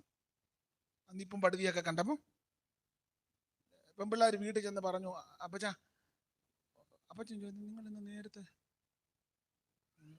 ഒരു പാസ്റ്റർ അതിലേ വന്നു, പുള്ളി അതിലെ പരിഹരിച്ച്. അപ്പച്ചൻ പറഞ്ഞു, എന്നാ വിളിച്ചോണ്ട് വരാൻ മേലായിരുന്നു. എഴുതിയിട്ടില്ലെങ്കിൽ എൻ്റെ ആശയം, പെൺപിള്ളേർ പറഞ്ഞു വിളിക്കണമെന്നുണ്ടായിരുന്നു, പക്ഷെ ഇനി അസംബ്ലീസ് കോഡാന്നോ IP ഹാസോ അറിയാതെ വിളിച്ചോണ്ട് വന്നിട്ട് പിന്നെ ഓർഡിനേഷൻ കിട്ടിയതാണോ നമുക്കറിയത്തില്ല, അതുകൊണ്ടാണ് വിളിക്കാഞ്ഞത്. ഉടനെ അപ്പച്ചൻ പറഞ്ഞു, ഞാനന്ന് എവിടെ നിൽക്കുന്നത്? പുള്ളി കണത്തിങ്കരയുടെ ഇവിടെ ഉണ്ട്. അപ്പച്ചൻ വന്നപ്പം പുള്ളി ഇങ്ങനെ എങ്ങോട്ട് പോകണമെന്ന് അറിയാൻ പറ്റല്ലോ. അപ്പൊ യാക്കോബും ലാബാനും തമ്മിൽ കണ്ടപ്പം സന്തോഷമായി. അപ്പൊ ചോദിച്ചു, പേരെന്നെ? പേര് ജേക്കബ്. എവിടുന്നാ വരുന്നേ? എങ്ങോട്ട് പോവുക? അവൾ പറഞ്ഞു, എൻ്റെ അമ്മയുടെ ആങ്ങളാ. കാര്യമൊക്കെ പറഞ്ഞു. ആട്ടമോനെ, നീയെ കണ്ടമാനം ക്ഷീണിച്ചല്ലോ. നേരത്തെ എന്തുവായിരുന്നു പരിപാടി? സുവിശേഷ വേലയായിരുന്നു. എവിടെ ആയിരുന്നു വേല? ഞങ്ങളുടെ ഏരിയയിലൊക്കെ ആയിരുന്നു വേല. ഇനിയിപ്പോൾ ഇവിടെ വരാൻ പുതിയ വേല വല്ലതും ഉണ്ടോന്ന്? കാരണം പഴയ വേലയൊന്നും ഇപ്പം ഏൽക്കുന്നില്ല. Pioneer work. അപ്പം ലാഭം പറഞ്ഞു, അയ്യോ എന്ന് ഇവിടെ വേലയുണ്ട്, ഇവിടെ ഈ പെണ്ണുങ്ങളായി സഭ ഭരിക്കുന്നത്, ആടുകളെയല്ല. ചില സഭകളെ, ചിന്നമ്മയുടെ സഭ, കുഞ്ഞുമോടെ സഭ, മേരിക്കുട്ടിയുടെ സഭ. മേരിക്കുട്ടി അവിടെ ഇരിപ്പുണ്ട്, പുള്ളിയെ മിണ്ടുന്ന പോലും ഇല്ല. മേരിക്കുട്ടിയുടെ സഭയല്ല, മേരിക്കുട്ടിയുടെ. അപ്പൊ ഇവിടെ ഇവരെ ഈ ആടിനെ തീറ്റുന്നത് എന്നെ ഏക്കുന്നു എന്ന് ചോദിച്ചു. പുള്ളി ആരെ കണ്ട ഊരെ പിടിക്കാന്നുള്ള ഏറ്റു. എന്തിനേറെ വീട്ടിൽ കൊണ്ടുപോയി അമ്മാച്ചൻ അവിടെ വെച്ചൊരു ചുംബനമൊക്കെ കൊടുത്തു. കുറെ വർഷം കഴിഞ്ഞ് മുഖഭാവമെല്ലാം മാറി, ആകെ ബുദ്ധിമുട്ടായി. അപ്പൊ യാക്കോബിന് മനസ്സിലായി ഈ വീട്ടിൽ നിന്ന് അതിന് ശരിയാകുകയല്ല. വയലിലേക്ക് ഭാര്യമാരെ വിളിച്ചു പറഞ്ഞു, നിങ്ങളുടെ ആങ്ങളമാർക്കും അപ്പനും ഒന്നും എന്നോട് വലിയ തൃപ്തിയില്ല. അപ്പൊ പെണ്ണുങ്ങൾ ചോദിച്ചാൽ അതിനെ ഇപ്പം ഒരു ഇളക്കം എന്നെ പറഞ്ഞു, ഞാൻ ഇന്ന് രാവിലെ അപ്പച്ചൻ്റെ മുഖത്തോട്ട് നോക്കിയപ്പോൾ അത് എൻ്റെ നേരെ പണ്ടിരുന്നത് പോലെ അല്ല. എനിക്ക് മനസ്സിലായി. തന്നെയല്ല, നിങ്ങളുടെ ആങ്ങളമാർ രാവിലെ ഒരു ഡയലോഗ് അടിച്ചത് ഞാൻ കേട്ടു. മൂത്തവൻ അനിയോട് പറഞ്ഞു, ബാകുട്ടി, നമ്മുടെ അളിയൻ ജേക്കബ് പാസ്റ്റർ ഇപ്പം ഇച്ചിരി നന്മയൊക്കെ പ്രാപിച്ച് ദൈവം അനുഭവിച്ചൊന്നുമല്ല. മറ്റേ ചോദിച്ചത് പിന്നെ എങ്ങനെ അച്ചായനെ കളിപ്പിച്ചാന്ന് ഞാൻ കേട്ടു. അതുകൊണ്ട് ഞാൻ നിങ്ങളുടെ അപ്പൻ്റെ മുഖം അത്ര നല്ലതല്ല, ഞാൻ ഇനി ഇവിടെ നിൽക്കുന്നില്ല, ഞാൻ എൻ്റെ നാട്ടിൽ പോവാം, നിങ്ങൾ വരുന്നോണ്ട് പെണ്ണുങ്ങളോട്. അങ്ങനെ പെണ്ണുങ്ങൾ പറഞ്ഞില്ലെങ്കിലും ആശിക്കും, ഇയോടി വരുന്നോന്നോ 10-15 പിള്ളേർ കൊണ്ട് ഞങ്ങൾ ഇതിനെ കൊണ്ട് ഇവിടെ ഞങ്ങളും വരിക. പണ്ട് പിള്ളേർ പറയുന്നൊരു ഡയലോഗ് ഉണ്ടായിരുന്നു, ശ്രീമാൻ മുന്നേ ശ്രീമതി പുറകെ പിള്ളേരല്ല. നിങ്ങളിത് കേട്ടിട്ടുണ്ടല്ലേ? ഞാനടുത്ത് എനിക്ക് മാത്രം അറിയാവുള്ളൂ. അങ്ങനെ യാക്കോബും ഭാര്യമാരും ദാസിമാരും എല്ലാം ലാബാന്റെ വീട് വിട്ടു പോരുക. പോന്ന കൂട്ടത്തിൽ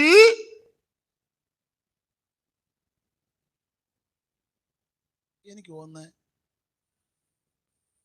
തെറ്റിദ്ധരിക്കരുത് ആ പേരൊക്കെ പറയുന്നത് കൊണ്ട്, ഈ റേച്ചൽ ആൻറ്റി കൊച്ചുണ്ണിയെക്കാളും മിടുക്കിയ. ഏത് കൊച്ചുണ്ണി? നിങ്ങളത് പറയണം. അതിനാ പഴയ മോഷ്ടാക്കട ലിസ്റ്റിൽപ്പെട്ട ആളാ കായംകുളം കൊച്ചുണ്ണി. പിന്നെ ഇത്തിക്കര പാക്കി, വെള്ളായണി പരമു. ഈ ഏരിയയിൽ വല്ലവരും ഉണ്ടോ പേര്? വേണ്ട, നിങ്ങൾ ഇവിടെ താമസിക്കുന്നതുകൊണ്ട് പറയണ്ട. അപ്പൊ എന്റെ ചിന്ത, റേച്ചൽ ആൻറ്റി ഇത്തിക്കര പക്കയേക്കാളും മിടുക്കിയ. ന്യൂട്രൽ ഗൃഹബിംബം അടിച്ചു മാറ്റി ഗൃഹബിംബം ഒട്ടകക്കോപ്പിനകത്താക്കി. റേച്ചലമ്മാമയും ഈ യാത്രയിൽ ഉണ്ട്. ഇവര് പരസ്യോഗം നടത്തി വരിക. പത്തനാര മുതല് പരസ്യോഗത്തിന് ഇഷ്ടം പോലെ ആണിനും പെണ്ണിന് എല്ലാ സ്റ്റോപ്പിൽ നിന്ന്. നിങ്ങൾക്ക് മനസ്സിലാകുന്നില്ലേ? കൃപയിൽ നിന്ന് നല്ല നിലവാരത്തിൽ പരസ്യോഗം നടത്തുന്നവരുണ്ട്, അവർക്കായിട്ട് സ്തോത്രം. ഇതൊരു ബിസിനസ്സായിട്ട് കാണുന്നവരും ഉണ്ട്. ആട്ടെ, ഷാഢ്യത്തോടെ ആന്നേലും നമുക്ക് അങ്ങനെ ആശ്വസിക്കാം. അപ്പൊ ഈ അമ്മാമയും എല്ലാം കൂടി യാത്രയിൽ വന്ന് അമ്മാമയും പാട്ടുമൊക്കെ പാടിയാ പറയുന്ന, മോക്ഷയാത്രയാണിത് ഞാൻ നടപ്പത്. അപ്പൊ ഇത് വന്നൊരടി ഏതാ? ഒട്ടകക്കോപ്പ്. അതിനകത്തല്ലയോ ബിംബം ഇട്ടേക്കുന്നേ. ഇത് അമ്മാമ്മയുടെ കസ്റ്റഡിയിലാ ഗൃഹബിംബം. അപ്പൊ പാട്ടുമൊക്കെ പാടിപ്പോ അമ്മാമ്മ തമ്പർ ക്യാമറും ഒക്കെ അടിക്കുന്നു. അമ്മാമ്മയുടെ കയ്യിലും ഉണ്ട്. മോക്ഷയാത്ര ആണിത്. അപ്പൊ ഇത് വന്നൊരടി. അപ്പോൾ അടുത്തുള്ളവർ ചോദിച്ചു, അമ്മാമ്മ അതെന്തോ ഉപകരണം? അത് പുതിയൊരു വാദ്യം സ്റ്റേറ്റ്സിൽ പോയപ്പോ കൊണ്ടുവന്നതാ. ആട്ടെ, എന്തിനേറെ ഇവര് ലാബാന്റെ വീട് വിട്ടു പോയി. ചില ദിവസം കഴിഞ്ഞപ്പോൾ ലാബാൻ അറിവ് കിട്ടി. ലാബാൻ യാക്കോബിനെ പിന്തുടർന്ന് ഗിലെയാദ് പർവ്വതത്തിലെത്തി. ആ ഭാഗമൊക്കെ നിങ്ങൾക്കറിയാം. ചുരുക്കി പറഞ്ഞാൽ ചോദിച്ചു, എൻ്റെ മോനെ, നീ എന്നോടൊരു വാക്ക് പോലും പറയാതെ നീ ഓടിപ്പോന്നു. ഒരു വാക്ക് പറയാതെ ഞങ്ങൾ നല്ലൊരു സെൻറ്റോ മീറ്റിംഗ്, വീണ മുരജം തമ്പുരു ഒക്കെ വെച്ചൊരു നല്ല സെൻറ്റോ മീറ്റിംഗ് വെക്കുകയില്ലായിരുന്നു. ഈ ആത്മാർത്ഥത ഇല്ലാത്തവരുടെ സെൻറ്റ് ഓഫ് മേടിക്കാതിരിക്കുന്നതാ. എന്തിനാ വെറുതെ? ചിലതിന് ഞാൻ ദൃക്സാക്ഷിക, ചിലത് പിന്നെ എനിക്ക് അറിയാം. ചില സഭയിലൊക്കെ പ്രശ്നങ്ങളൊക്കെ ഉണ്ട്. അവസാനം പാസ്റ്റർമാർ പോകുന്ന സമയത്ത് സെക്രട്ടറിയോ ട്രഷറോ അതിന് ചുമതലപ്പെട്ടൊരു വന്ന് പറയും, പാസ്റ്ററോട് നേരത്തെ പറയും, പാസ്റ്റർ ഞങ്ങൾ സഭയായിട്ട് ചില കാര്യങ്ങൾ തീരുമാനം, പാസ്റ്റർ ഫാമിലിയും കൂടെ ഫെയ്ത്ത് ഹോമിലോട്ടൊന്ന് ചില പാസ്റ്റർ. അപ്പൊ ചിലർ പറഞ്ഞു, ഞാൻ എൻ്റെ കണ്ണിന് കണ്ട് ചെവിക്ക് കേട്ടതാ. ഒരു സദസ്സ് ഞാനും ഉണ്ട് അവരുടെ സഭയുടെ. അപ്പം അവർ പറഞ്ഞു, പ്രിയരെ, ഈ പാസ്റ്റർ വിടുന്ന പിന്നെ ഒത്തിരി പ്രശ്നങ്ങൾ ഉണ്ടായിട്ടുണ്ട്, നമുക്കതറിയാം. ഞാനും പാസ്റ്ററുമായിട്ട് ചില അഭിപ്രായ വ്യത്യാസങ്ങൾ വന്നു, കേസ് വരെ കൊടുത്തു. എന്നിരുന്നാലും നമ്മുടെ സഭയുടെ സ്റ്റാൻഡേർഡ് അനുസരിച്ച് നമുക്ക് പുള്ളിക്ക് എന്തെങ്കിലും ഒന്ന് അങ്ങോട്ടും ഇങ്ങോട്ടും പറയാവുന്നതെല്ലാം പറഞ്ഞു. എന്നാ സ്റ്റാൻഡേർഡാ സഭയ്ക്ക്? അങ്ങോട്ടും ഇങ്ങോട്ടും കേസും കൊടുത്തു. പാസ്റ്റർക്കെതിരെ അവരും കൊടുത്ത്, അവർക്കെതിരെ പാസ്റ്ററും കൊടുത്തു. നാട്ടുകാർ കയറി ഇടപെട്ടു, കസേര എടുത്ത് അടിച്ചു. ഇത് കണ്ടുകൊണ്ട് നിഷ്കളങ്കരായ 4 കുടുംബം അവിടുന്ന് പിന്മാറി. എന്നിട്ട് ഈ പുള്ളി പറയാം, നമ്മുടെ സ്റ്റാൻഡേർഡ് ഇതാണോ സ്റ്റാൻഡേർഡ്? എനിക്ക് മനസ്സിലാകുന്നില്ല. നമ്മുടെ സ്റ്റാൻഡേർഡും സ്റ്റാറ്റസും ഒക്കെ അനുസരിച്ച് എന്തെങ്കിലും ഒന്ന്, എൻ്റെ അഭിപ്രായം അത് മേടിക്കാതിരിക്കുന്നതാണ് നല്ലത്. ഇത് കൊടുക്കാതിരിക്കുന്നതാ. ലാബാനാ പറഞ്ഞത്, നീ ബന്ധപ്പെട്ട് നിന്റെ വീടിന്റെ വിചാരം ഓർത്ത് ഓടിപ്പോന്നു. എന്നോടൊരു വാക്ക് പറഞ്ഞിരുന്നെങ്കിൽ ഞാനൊരു സെൻറ്റോ മീറ്റിംഗ് അണ്ണ യാക്കോ പറഞ്ഞ അപ്പച്ച അത് പിന്നെ ഒത്തില്ല ഇനി പോന്നു ആട്ടെ. ഇതെല്ലാം പറഞ്ഞപ്പോഴേ ഞാൻ ലാഭം പറഞ്ഞാട്ടെ, നീ ബന്ധപ്പെട്ട് പോന്ന് എന്റെ ഗൃഹബന്ധം എന്തിനാ അടിച്ചു മാറ്റി? പുള്ളി ഗൃഹബന്ധത്തിന് വന്നതാ, ഇതെന്തിനാ അടിച്ചു മാറ്റി? യാക്കോ പറഞ്ഞു ഞാൻ എടുത്തിട്ടില്ല. കാര്യം ഞാൻ നിന്റെ വീട് വിട്ടു പോകുന്നു നിന്നോട് പറഞ്ഞില്ല, അതൊക്കെ ശരി, പക്ഷെ നിന്റെ ഗൃഹബന്ധം ഞാൻ എടുത്തിട്ടില്ല, എന്റെ കൂടാരത്തിലുമില്ല. നിന്റെ വീട്ടിൽ ഞാൻ ആടുകളെ തീറ്റി, ഒരെണ്ണത്തിനെ ഞാൻ മോട്ടിച്ചില്ല. പകല് ഞാൻ വെയിൽ കൊണ്ടു, രാത്രി ശീതമേറ്റു, കാണാതെ പോയതിന് ഞാൻ ഉത്തരവാദിയാ. ഞാൻ വിശ്വസ്തയോടെ, നീ 10 പ്രാവശ്യം എന്റെ പ്രതിഫലമൊക്കെ മാറ്റി, പക്ഷെ ഞാൻ വിശ്വസ്തയോടെ നിന്നെ സേവിച്ചു. നിന്റെ യാതൊന്നും ഞാൻ മോട്ടിച്ചിട്ടില്ല, പിന്നെ ഗൃഹബന്ധം ഞാൻ എടുത്തിട്ടില്ല. യാക്കോ പറഞ്ഞു കൂടാരമെല്ലാം കയറി പരിശോധിക്ക്, ആരുടെയെങ്കിലും പക്കൽ കണ്ടാൽ അവർ മരണയോഗ്യർ. യാക്കോ ലാബാൻ ഇത് കേട്ടോടനെ കൂടാരമെല്ലാം കയറി പരിശോധിക്കുക, മുഴുവൻ കൂടാരവും കയറി പരിശോധിച്ചു. ലേയാമ്മയുടെ കൂടാരത്തിൽ കയറി, ബിൽഗാമ്മയുടെ കൂടാരത്തിൽ കയറി, ശില്പാമ്മയുടെ കൂടാരത്തിൽ കയറി, പിള്ളേരുടെ എല്ലാം കൂടാരത്തിൽ കയറി, ആരിച്ച് പെറുക്കി അറ്റ കൈക്കാണ് റേച്ചൽ ആന്റിയുടെ കൂടാരത്തിൽ വന്നത്. അപ്പന്റെ ഇഷ്ടമോളാ, അപ്പന്റെ പിന്നെ പൊന്നുമോളാ. അപ്പോൾ അപ്പച്ചൻ വന്ന് എന്റെ ഭാവനയാ, കോളിമ്പല്ലേ അടിച്ചല്ലേ കരകെ മുട്ടി, നമ്മളെ അകത്തിരുന്ന് വെച്ചു, പ്രൈസ് ദി ലോർഡ്. ആരാ? Rachel aunty. Praise the lord. ഉടനെ വെളി ചെന്ന അപ്പച്ചൻ അയാൾ എത്ര ഗുണം വന്നതല്ല, നമ്മൾ ചിലരോട് പ്രൈസറോട് പറഞ്ഞാണ് അവർ ലേലൂയ തിരിച്ചു പറയത്തില്ല ചെല്ല്. അപ്പൊ അകത്തിരുന്ന് Rachel aunty praise the Lord.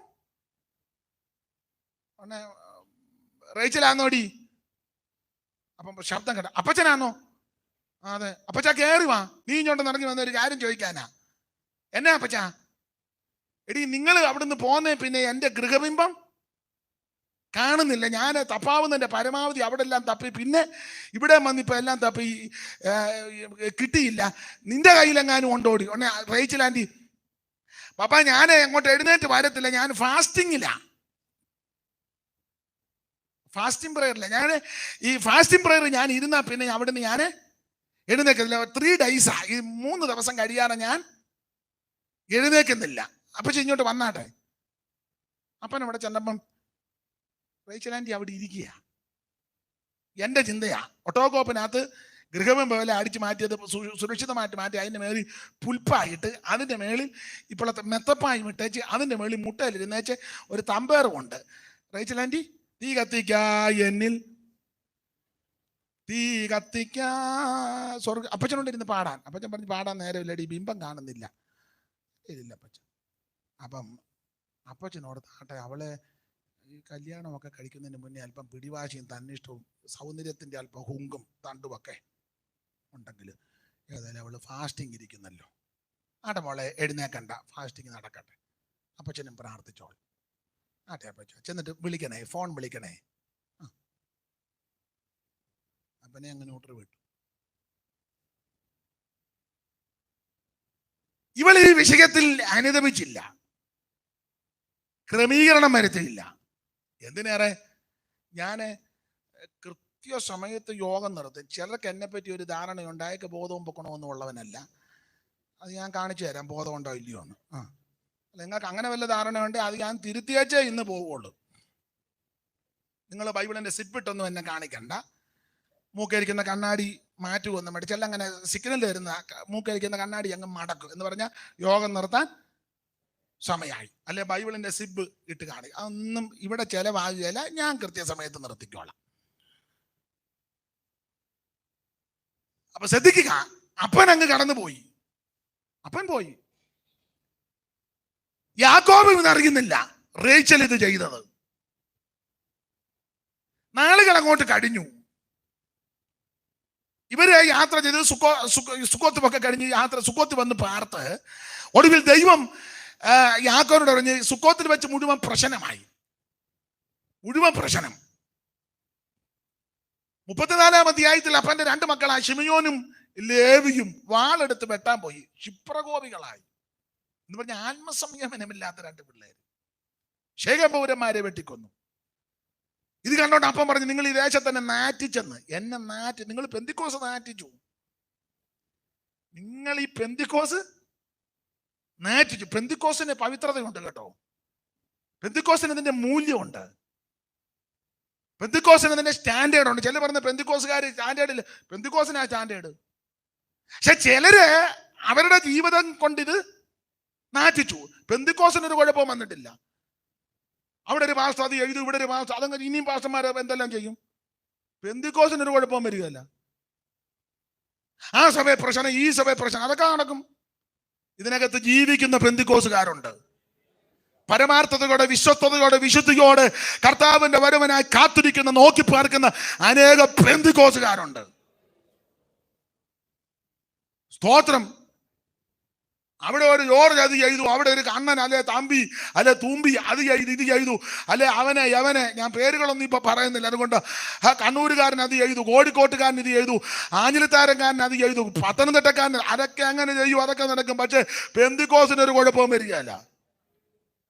Price the Lord. ഇതിനൊരു കുഴപ്പവും വരികയല്ല. ആമേൻ. കുഴപ്പം നമുക്കാ, പെന്തിക്കോസിന് കുഴപ്പമൊന്നും വരികയല്ല. ഈ നിങ്ങളെല്ലാം പിന്മാറിപ്പോയാലും പെന്തിക്കോസിന് കുഴപ്പം വരികയല്ല. സ്തോത്രം. നിങ്ങൾ ഈ ദേശത്തെ തന്നെ നാറ്റിച്ചു. അപ്പം പറഞ്ഞു രൂപന്റെ കാര്യം പൊതുവിൽ വായിക്കുന്നില്ല. 35, 22 എടുക്കേണ്ടതാണ്.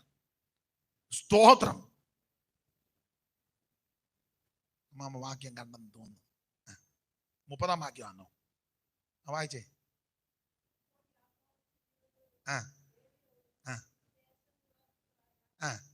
കനാന്യരുടെയും പെരിസരുടെയും മുൻപാകെ നാറ്റിച്ച്. ഒരു പദവും കൂടെ ഉണ്ട്. വിഷയമല്ല, വിഷയമാക്കണ്ട, വിഷമത്തിലാക്കി. അതാ വിഷയമൊന്നും ആക്കണ്ട.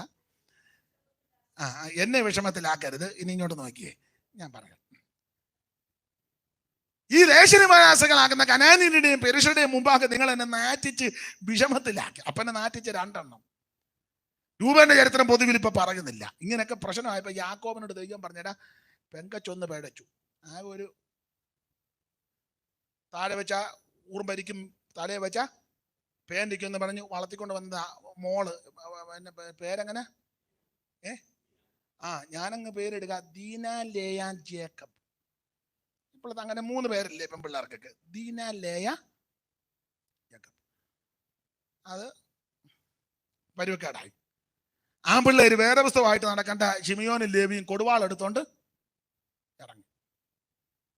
രൂപന്റെ പാപം അത് പൊതുവിൽ പറയുന്നത് മോശമാ, എങ്കിലും ഒറ്റ വാക്കിലങ്ങ് പറയാം.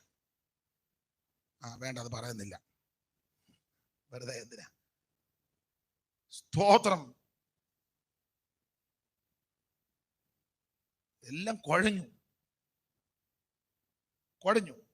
അപ്പൊ യാക്കോബിനോട് ദൈവം പറഞ്ഞു, ഒരു കാര്യം ചെയ്യേ, ഈ മോള് പഴയ്ക്കാനും ആമ്പിള്ളേര് വടിവാളെടുത്തോണ്ട് പോകാനും രൂപനെ കട്ടില് കാണാൻ മേല. ഒറ്റ വാക്കി പറഞ്ഞ കട്ടില് കാണാൻ മേല. ഈ കുടുംബത്തിലെ അരാജകത്വം മുഴുവൻ നടമാടുന്നതിന്റെ കാര്യം നീ ബേതേലി പോകാത്തതാ.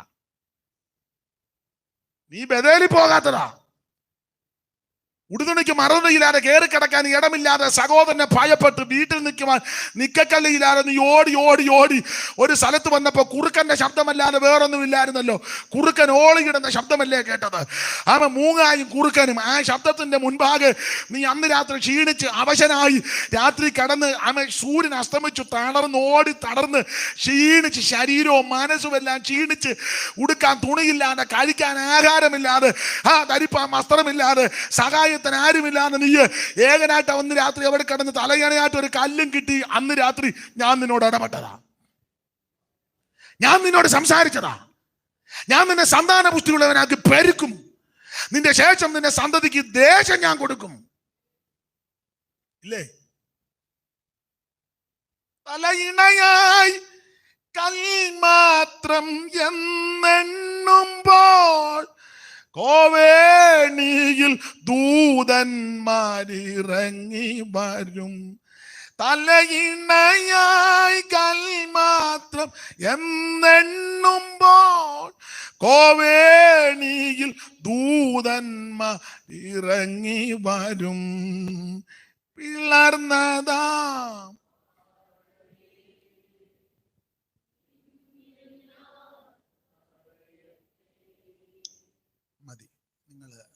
പാടി വിഷമിക്കുന്നുണ്ടെന്ന് എനിക്കറിയാം. തന്നെയല്ല, സമയവും അടുത്തുകൊണ്ടിരിക്കുന്നു. ഈ പാട്ട് പാടി ഒരു വിലക്കം വീണാൽ പിന്നെ ഞാൻ അതിന് പ്രാർത്ഥിക്കാം. എനിക്കാണെങ്കിൽ അങ്ങനെ വലിയ വരപ്രാപ്തിയുള്ള ആളും വിലക്കം വീണാൽ നിങ്ങൾ പിന്നെ ഇങ്ങനെ തന്നെ പോകേണ്ടി വരും. എന്തായാലും യാക്കോബിനോട് ദൈവം പറഞ്ഞത്, ഞാൻ നിന്നെ സന്താന പുഷ്ടിയുടനാക്കി പെരുക്കും, നിന്റെ സന്തതിയെ ഞാൻ അനുഗ്രഹിക്കും, ഈ ദേശം തരും. യാക്കോബ് പിറ്റേന്ന് എഴുന്നേറ്റ് തലയിണയായി വെച്ച കല്ലെടുത്ത് തൂണാക്കി എണ്ണ ഒഴിച്ച് അഭിഷേകം ചെയ്ത് വെച്ച് ബഥേലെന്ന് പേര് വെക്കെ ഇട്ടു. നീ എന്നെ അനുഗ്രഹിച്ച് ഭക്ഷിപ്പാൻ ആകാരം ധരിപ്പാൻ വസ്ത്രവും ഒക്കെ തന്ന് എൻ്റെ അപ്പൻ്റെ വീട്ടിൽ സൗഖ്യത്തോടെ മടക്കി വരുത്തെങ്കിൽ യഹോവ എനിക്ക് ദൈവം. ഈ തൂണായി നിർത്തിയ കല്ല് ദൈവത്തിന്റെ ആലയം എന്ന് പറഞ്ഞാൽ ഞാൻ നന്മയൊക്കെ പ്രാപിച്ചു കഴിഞ്ഞാൽ ഇവിടെ വന്ന് പള്ളി പണിയുമെന്ന്. പക്ഷെ നിനക്ക് തലമുറയെ കിട്ടി, ഭാര്യമാരെ കിട്ടി, സമ്പത്ത് കിട്ടി, പുള്ളി മറുകുള്ളതൊക്കെ ഇഷ്ടം പോലെ കിട്ടിയപ്പോ നീ ദൈവമായിട്ടുള്ള ഉടമ്പടി തെറ്റിച്ചു. നീ സുഖവാസം തേടി സുക്കോത്തി പോയി. ചെന്നുടനെ വീട് പണിത ഉടനെ നീ കന്നുകാലിക്ക് ഒരു തൊഴുത്തും കെട്ടി. ചില സുവിശേഷ വിലയ്ക്ക് വന്ന ഉടനെ വന്നു കഴിഞ്ഞ ഉടനെ വീട് വെക്കണം. സുവിശേഷ വിലയ്ക്ക് പാസ്റ്റർമാർ അതിന് വീട് വെച്ചോ, ആത്മാക്കളെ നേടിയോന്ന് ചോദിക്കുകയല്ല, വീട് വെച്ചോ എന്നെ പറഞ്ഞില്ല. വീട് വെച്ചില്ല. അയ്യോ, ഇത്ര നാളായിട്ട് എടാ, നീ സുവിശേഷ വിലയ്ക്ക് ഇറങ്ങിയപ്പം വീട് വെക്കാനാണോ ഇറങ്ങിയേ? അല്ലല്ലോ. വണ്ടി മേടിക്കാനാണോ ഇറങ്ങിയേ? അല്ലല്ലോ. നിനക്ക് വീടും വണ്ടിയൊക്കെ ആവശ്യമാണെങ്കിൽ അതിന്റെ സമയത്ത് ദൈവം തന്നോളും. അതല്ലല്ലോ നമ്മുടെ വിഷയം. ആത്മാക്കളെ നേടുന്നതല്ലേ, ആരാധിക്കുന്നതല്ലയോ, പ്രാർത്ഥിക്കുന്നതല്ലയോ. ഇത് പുള്ളി നന്മയൊക്കെ കിട്ടി കഴിഞ്ഞ നേരെ സുക്കോത്തി പോയി ചെന്നുടനെ വീട് പണിതു. കന്നുകാലിക്കെല്ലാം ഒരു തൊഴുത്തും കെട്ടി.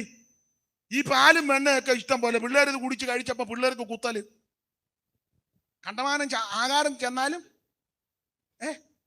പിന്നെ ഞങ്ങളുടെ നാട്ടിൽ തീൻകുത്തൽ എന്നാ പറയുന്നത്. തീൻകുത്തൽ അല്ലെ തീറ്റിക്കുത്തല് അല്ലെ, പഴയ ആൾക്കാർ വരും എല്ലിനിടെ കയറിയതാണ്.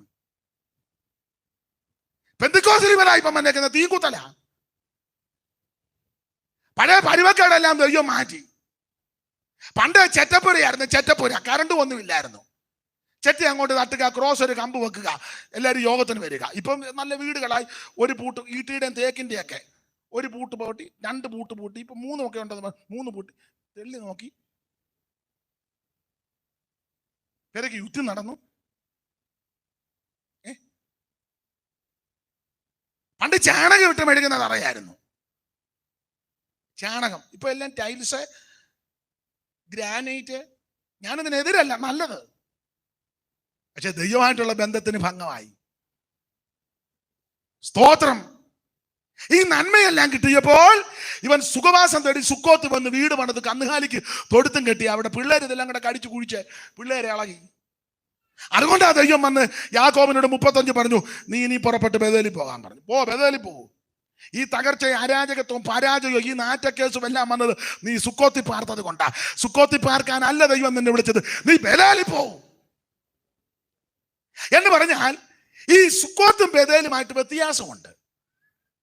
ബേഥേലിൽ പോയി ദൈവത്തെ ആരാധിക്കണം. സുക്കോത്തിൽ ചിലപ്പം ആരാധന കാണും, പക്ഷെ സുക്കോത്തിലെ ആരാധനയും ബേഥേലിലെ ആരാധനയും വ്യത്യസ്തമാണ്. ഈ ബേഥേലിലേക്ക് പോകാൻ നേരത്തെ യാക്കോബ് പറഞ്ഞൊരു പദമുണ്ട് 35-ാം അധ്യായത്തിൽ. എന്തുവാ പറഞ്ഞത്? അനന്തരം ദൈവം യാക്കോബിനോട് ഓടിച്ചു വായിര്. അനന്തരം ദൈവം യാക്കോബിനോട്, നീ പുറപ്പെട്ട് ബേഥേലിൽ ചെന്ന് നിന്റെ സഹോദരനായ യേശാവിന്റെ മുമ്പിൽ നിന്ന്, നിന്റെ സഹോദരനാകുന്ന യേശാവിന്റെ മുൻപിൽ നിന്ന് നീ ഓടിപ്പോകുമ്പോൾ നിനക്ക് പ്രത്യക്ഷനായ ദൈവത്തിന് അവിടെ ഒരു യാഗപീഠം ഉണ്ടാക്കുക. അവിടെ ഒരു യാഗപീഠം. സുക്കോത്തിലല്ല നീ യാഗപീഠം പണിയേണ്ടത്, ബേഥേലിൽ യാഗപീഠം പണിയണം. ഉൽപ്പത്തി 28 നീ അങ്ങനല്ലയോ തീരുമാനമെടുത്തത്? ദൈവം എനിക്ക് ആരോഗ്യം തന്ന്, ഭക്ഷണം തന്ന്, വസ്ത്രം തന്ന്, സമ്പത്ത് തന്നാൽ ഞാൻ ബേഥേലിൽ വന്ന് യാഗപീഠം പണിയും. പക്ഷെ ദൈവം നിനക്ക് നന്മയും സമ്പത്തും ഒക്കെ തന്നപ്പോൾ നീ പഴയ തീരുമാനമെല്ലാം വ്യതിചലിച്ചു. നീ സുക്കോത്ത്. അതായി പ്രശ്നങ്ങൾ. ഇനി ബേഥേലിൽ പോ, ഇനി അവസരം തരിക. ബേഥേലിൽ പോ, സമയമുണ്ട്.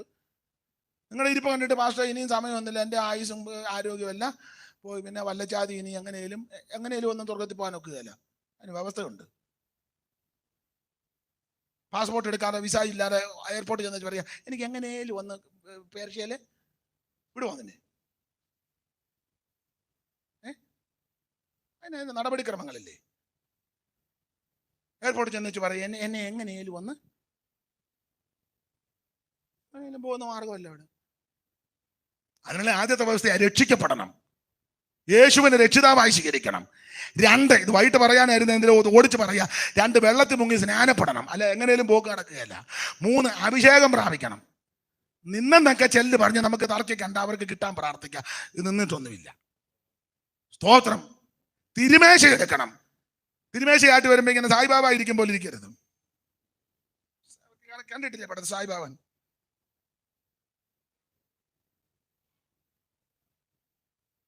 തിരുമേശ വരുമ്പം മനുഷ്യപുത്രന്റെ അപ്പം തിന്നാതെയും ഭാരഭാഗത്ത് കുടിക്കാതെ ജീവൻ ഉണ്ടാകത്തില്ല. സ്തോത്രം. തിരുമേശ എടുക്കണം. ഞാൻ പറയാനുണ്ട്, സഭയ്ക്കകത്ത് തിരുമേശ എടുക്കാത്ത ഒറ്റ ഒരുത്തന് അഭിപ്രായവും പറയരുത്. തിരുമേശ വരുമ്പോ ഇരിക്കുക, കമ്മിറ്റി കൂടുമ്പോ ഇവന്റെ കാസ മിണ്ടി പോകരുത്. നീ ഞാൻ ശനിയാഴ്ച വൈകിട്ട് പറയാനായിരുന്നത്. പ്രാഗൽഭ്യം വേണ്ടേ? സ്തോത്രം. സ്തോത്രം. എങ്ങനെയാലും മേളി പോകത്തില്ലെന്ന് വ്യവസ്ഥയുണ്ടെന്ന്. അതുകൊണ്ടാണ് യാക്കോബ് പറഞ്ഞത് നമുക്ക് ബേഥേലിലോട്ട് പോകണം, ബേഥേലിൽ പോകണം. അവിടെ ചെന്ന് യഹോവയ്ക്ക് ഒരു യാഗപീഠം. വായിച്ചേ മോളെ, ഓടിച്ചു വായിച്ചേ. അപ്പോൾ യാക്കോബ് തന്റെ കുടുംബത്തോടും, ദൈവം ഇത് പറഞ്ഞപ്പോ യാക്കോബ് തന്റെ കുടുംബത്തോടും കൂടെയുള്ള എല്ലാവരോടും നിങ്ങളുടെ ഇടയിലുള്ള നമ്മളെ ബേഥേലിലെ ആരാധനയ്ക്ക് പോകാൻ പോവുക. ഇതുവരെ നമ്മൾ സുക്കോത്തിലാണ് ആരാധിച്ചത്. ഇവിടെ ആരാധനയുണ്ട്, വർഷിപ്പുണ്ട്, പ്രൈസ് ആൻഡ് വർഷിപ്പുണ്ട്. പിന്നെ ഇവിടെ ഇതെല്ലാം ഉണ്ട്, സുക്കോത്തിൽ ഇതെല്ലാം ഉണ്ട്, സുക്കോത്തിൽ ഇതെല്ലാം ഉണ്ട്. പക്ഷേ നമ്മൾ ഇനി സുക്കോത്തിലെ ആരാധന ബേഥേലിലേക്ക് പോവുക. ആ ബേഥേലിലേക്ക് പോകുമ്പോൾ ചില ക്രമീകരണങ്ങളുണ്ട്. ആ ക്രമീകരണമാണ് എടുത്തിരിക്കുന്നത്. നമ്മൾ പുറപ്പെട്ട് ബേഥേലിലേക്ക് പോകുക. അടുത്ത വാക്യം, നിങ്ങളുടെ ഇടയിലുള്ള അന്യദേവനെല്ലാം നീക്കിക്കളയണം. വേർപാട്, വേർപാട്, വേർപാട്. സുക്കോത്തിൽ എല്ലാ ദേവനെയും കൊണ്ട് ആരാധിക്കാം.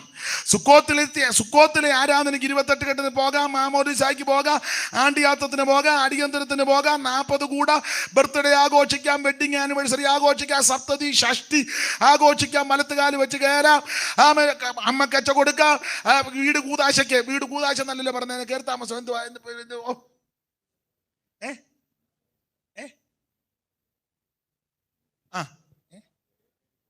ഇവിടെ പെരേക്കര് കൂടുതലെന്നാണോ? ആയിക്കോട്ടെ, അങ്ങനെ ആയിക്കോട്ടെ, അതിന് എതിരില്ല. പാല് കാച്ചല് ഇതെല്ലാം സുക്കോത്തി പറ്റും. പക്ഷെ ബേഥേലിലെ ആരാധന വേർപാടിന്റെ ആരാധനയാണ്. അന്യദേവനെയെല്ലാം നീക്കണം, അന്യദേവനെയെല്ലാം നീക്കണം. പിന്നെ ശുദ്ധീകരിക്കണം. പിന്നെ വസ്ത്രം മാറണം. അയ്യോ, സുക്കോത്തിൽ ഏത് വസ്ത്രവും ഇട്ടോണ്ട് പ്രൈസ് ആൻഡ് വർഷിപ്പിന് കൂടാം, പക്ഷെ ബേഥേലിലൊക്കത്തില്ല. ബേഥേലിന്റെ ആരാധന വേർപാടിന്റെ ആരാധന. സുക്കോത്തിലെ ആരാധനയ്ക്ക് കാച്ചട്ട ഇടാൻ കുഴപ്പമില്ല, ഒരു ടീഷർട്ട് വിടാം. ജീസസ് ഒരു കുഴപ്പമില്ല, ആരും ഒന്നും പറയത്തുമില്ല. മുടി വളർത്തി വെച്ച് ഒരു റബ്ബർ ബാൻഡ് ഇടാം, ഇത് അടിക്കുമ്പോ അതിങ്ങനെ എലിവാല് പോയി ചുണ്ടലിയുടെ വാല്. സുക്കോത്തിലെ ആരാധന പറ്റും. ഇവിടെ വെക്കാം, ഇവിടെ ഇച്ചിരി വെക്കാം. സുക്കോത്തിലെ ഇച്ചിരി ഇടാം, ഇവിടെ ചില സുക്കോത്തിലെ ആരാധനയെ. പക്ഷെ ബേഥേലിന്റെ ആരാധന വേർപാടിൻ്റെതാണ്. ബാക്കി വൈകിട്ട് പറയാം. ഇത് പോരെ, ഇന്ന് പകൽ ഇത് പോരെ പറ. നിങ്ങൾ എന്തെങ്കിലും പറ. ഇത് ഇനിയും വേണോ? വേണ്ട, വൈകിട്ട് പോരെ. സ്തോത്രം. ബേഥേലിലെ ആരാധനയ്ക്കാണ് നിന്നെ കണ്ടത്. സുക്കോത്തി കടന്ന് നാറ്റക്കേസ് പിടിച്ച് നിന്റെ ആയുഷ് നഷ്ടപ്പെടുത്താനല്ല അവൻ ദൈവം നിന്നെ വിളിച്ചിറക്കിയത്. ബേഥേലിന്റെ ആരാധന വേർപാടിന്റെ ആരാധനയാണ്. കരമുയർത്തി ദൈവത്തെ സ്തുതിക്ക്. ഞാൻ എടുത്ത വാക്യത്തെ പറ്റി തൊട്ട് ഞാൻ മുഖവര പറഞ്ഞായി വരുന്നത്. ഇന്നും നാളെയൊക്കെ നമ്മൾ ഒന്നിച്ച് ഈ ഭാഗങ്ങൾ ശാന്തമായിട്ട് അടുക്കടുക്കായിട്ട് ധ്യാനിച്ച് നമുക്ക് പ്രസംഗിക്കുന്ന എനിക്കും കേൾക്കുന്ന നിങ്ങൾക്കും ഒരു ഗുണീകരണവും ശുദ്ധീകരണവും ഉണ്ടായി എല്ലാറ്റിലുപരി കർത്താവിൻ്റെ വരവിന് വേണ്ടി ഒരുങ്ങണം. ഈ യോഗങ്ങൾ കഴിയുമ്പോൾ ജീവിതത്തെ ക്രമീകരിക്കണം. അടുത്തിരിക്കുന്നവരെ ക്രമീകരിക്കേണ്ട, അടുത്തിരിക്കുന്നവൻ വിവേചിക്കേണ്ട, തന്നെത്താൻ ശോധന ചെയ്ത് നമ്മുടെ ജീവിതത്തെ ക്രമപ്പെടുത്തി കർത്താവിൻ്റെ വരവിന് വേണ്ടി ഒരുങ്ങുവാൻ എല്ലാവരും പ്രാർത്ഥിച്ചാട്ടെ. ഈ പകല് ഇവിടെ ഗായക സംഘം നല്ല പാട്ടുകളൊക്കെ പാടിയല്ലോ. ഒരു സമർപ്പണ ശീലുകൾ പാടി നമുക്ക് പകല് പിരിയാം. സമർപ്പണത്തോടെ കൈ മലർത്തി ഒക്കുന്നെങ്കിൽ, അല്ലെങ്കിൽ ഹൃദയം ഒന്നുകൂടെ സമർപ്പിച്ച് ഒരു സമർപ്പണത്തോടെ ആ ഈരടികൾ ചേർന്ന് പാടി നമുക്കെന്ന് പ്രാർത്ഥിച്ചങ്ങ് പിരിയാം. മുറ്റിഞ്ഞാൻ താരും നീതാ ഭൂനീച്ചേ മുഴുവൻ ദേഹം ദേ ഈ സമസ്തം എന്നേക്കും നിന്റേതു ഞാൻ. ദേഹം ദേ ഈ സമസ്തം എന്നേക്കും നിന്റേതു. ശരണം എൻ കർത്താവേ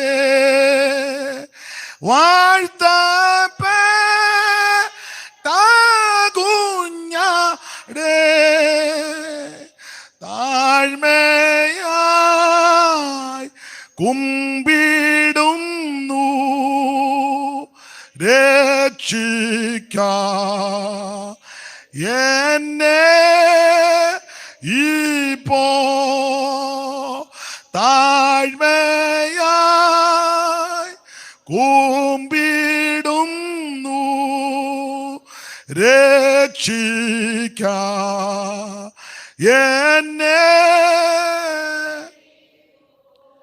പ്രിയരെ, ഒരു സമർപ്പണത്തോടെ നമുക്ക് ഇന്ന് പകൽ പിരിയാം. കർത്താവ് അനുവദിച്ചാൽ വൈകുന്നേരം നമുക്ക് വളരെ സന്തോഷത്തോടെ ഒന്നിച്ചു കൂടി ദൈവത്തിന്റെ വചനത്തിൽ നിന്ന് ശാന്തമായിട്ട് നമുക്ക് ധ്യാനിക്കണം. ഇന്നും നാളെയും ഒക്കെ നടക്കുന്ന ഈ ശുശ്രൂഷ എനിക്കും കേൾക്കുന്ന നിങ്ങൾക്കും ദൂരത്തിരുന്ന് ശ്രവിക്കുന്നവർക്കുമെല്ലാം ഒരു ഗുണീകരണത്തിനും ശുദ്ധീകരണത്തിനും കർത്താവിന്റെ വരവിന് വേണ്ടി ഒരുങ്ങുവാൻ ഇടയാകട്ടെ എന്ന് ഞാനും പ്രാർത്ഥിക്കുന്നു. വീണ്ടും നിങ്ങളുടെ പ്രാർത്ഥന അപേക്ഷിക്കുന്നു. ദൈവം അനുവദിച്ചാൽ വൈകിട്ട്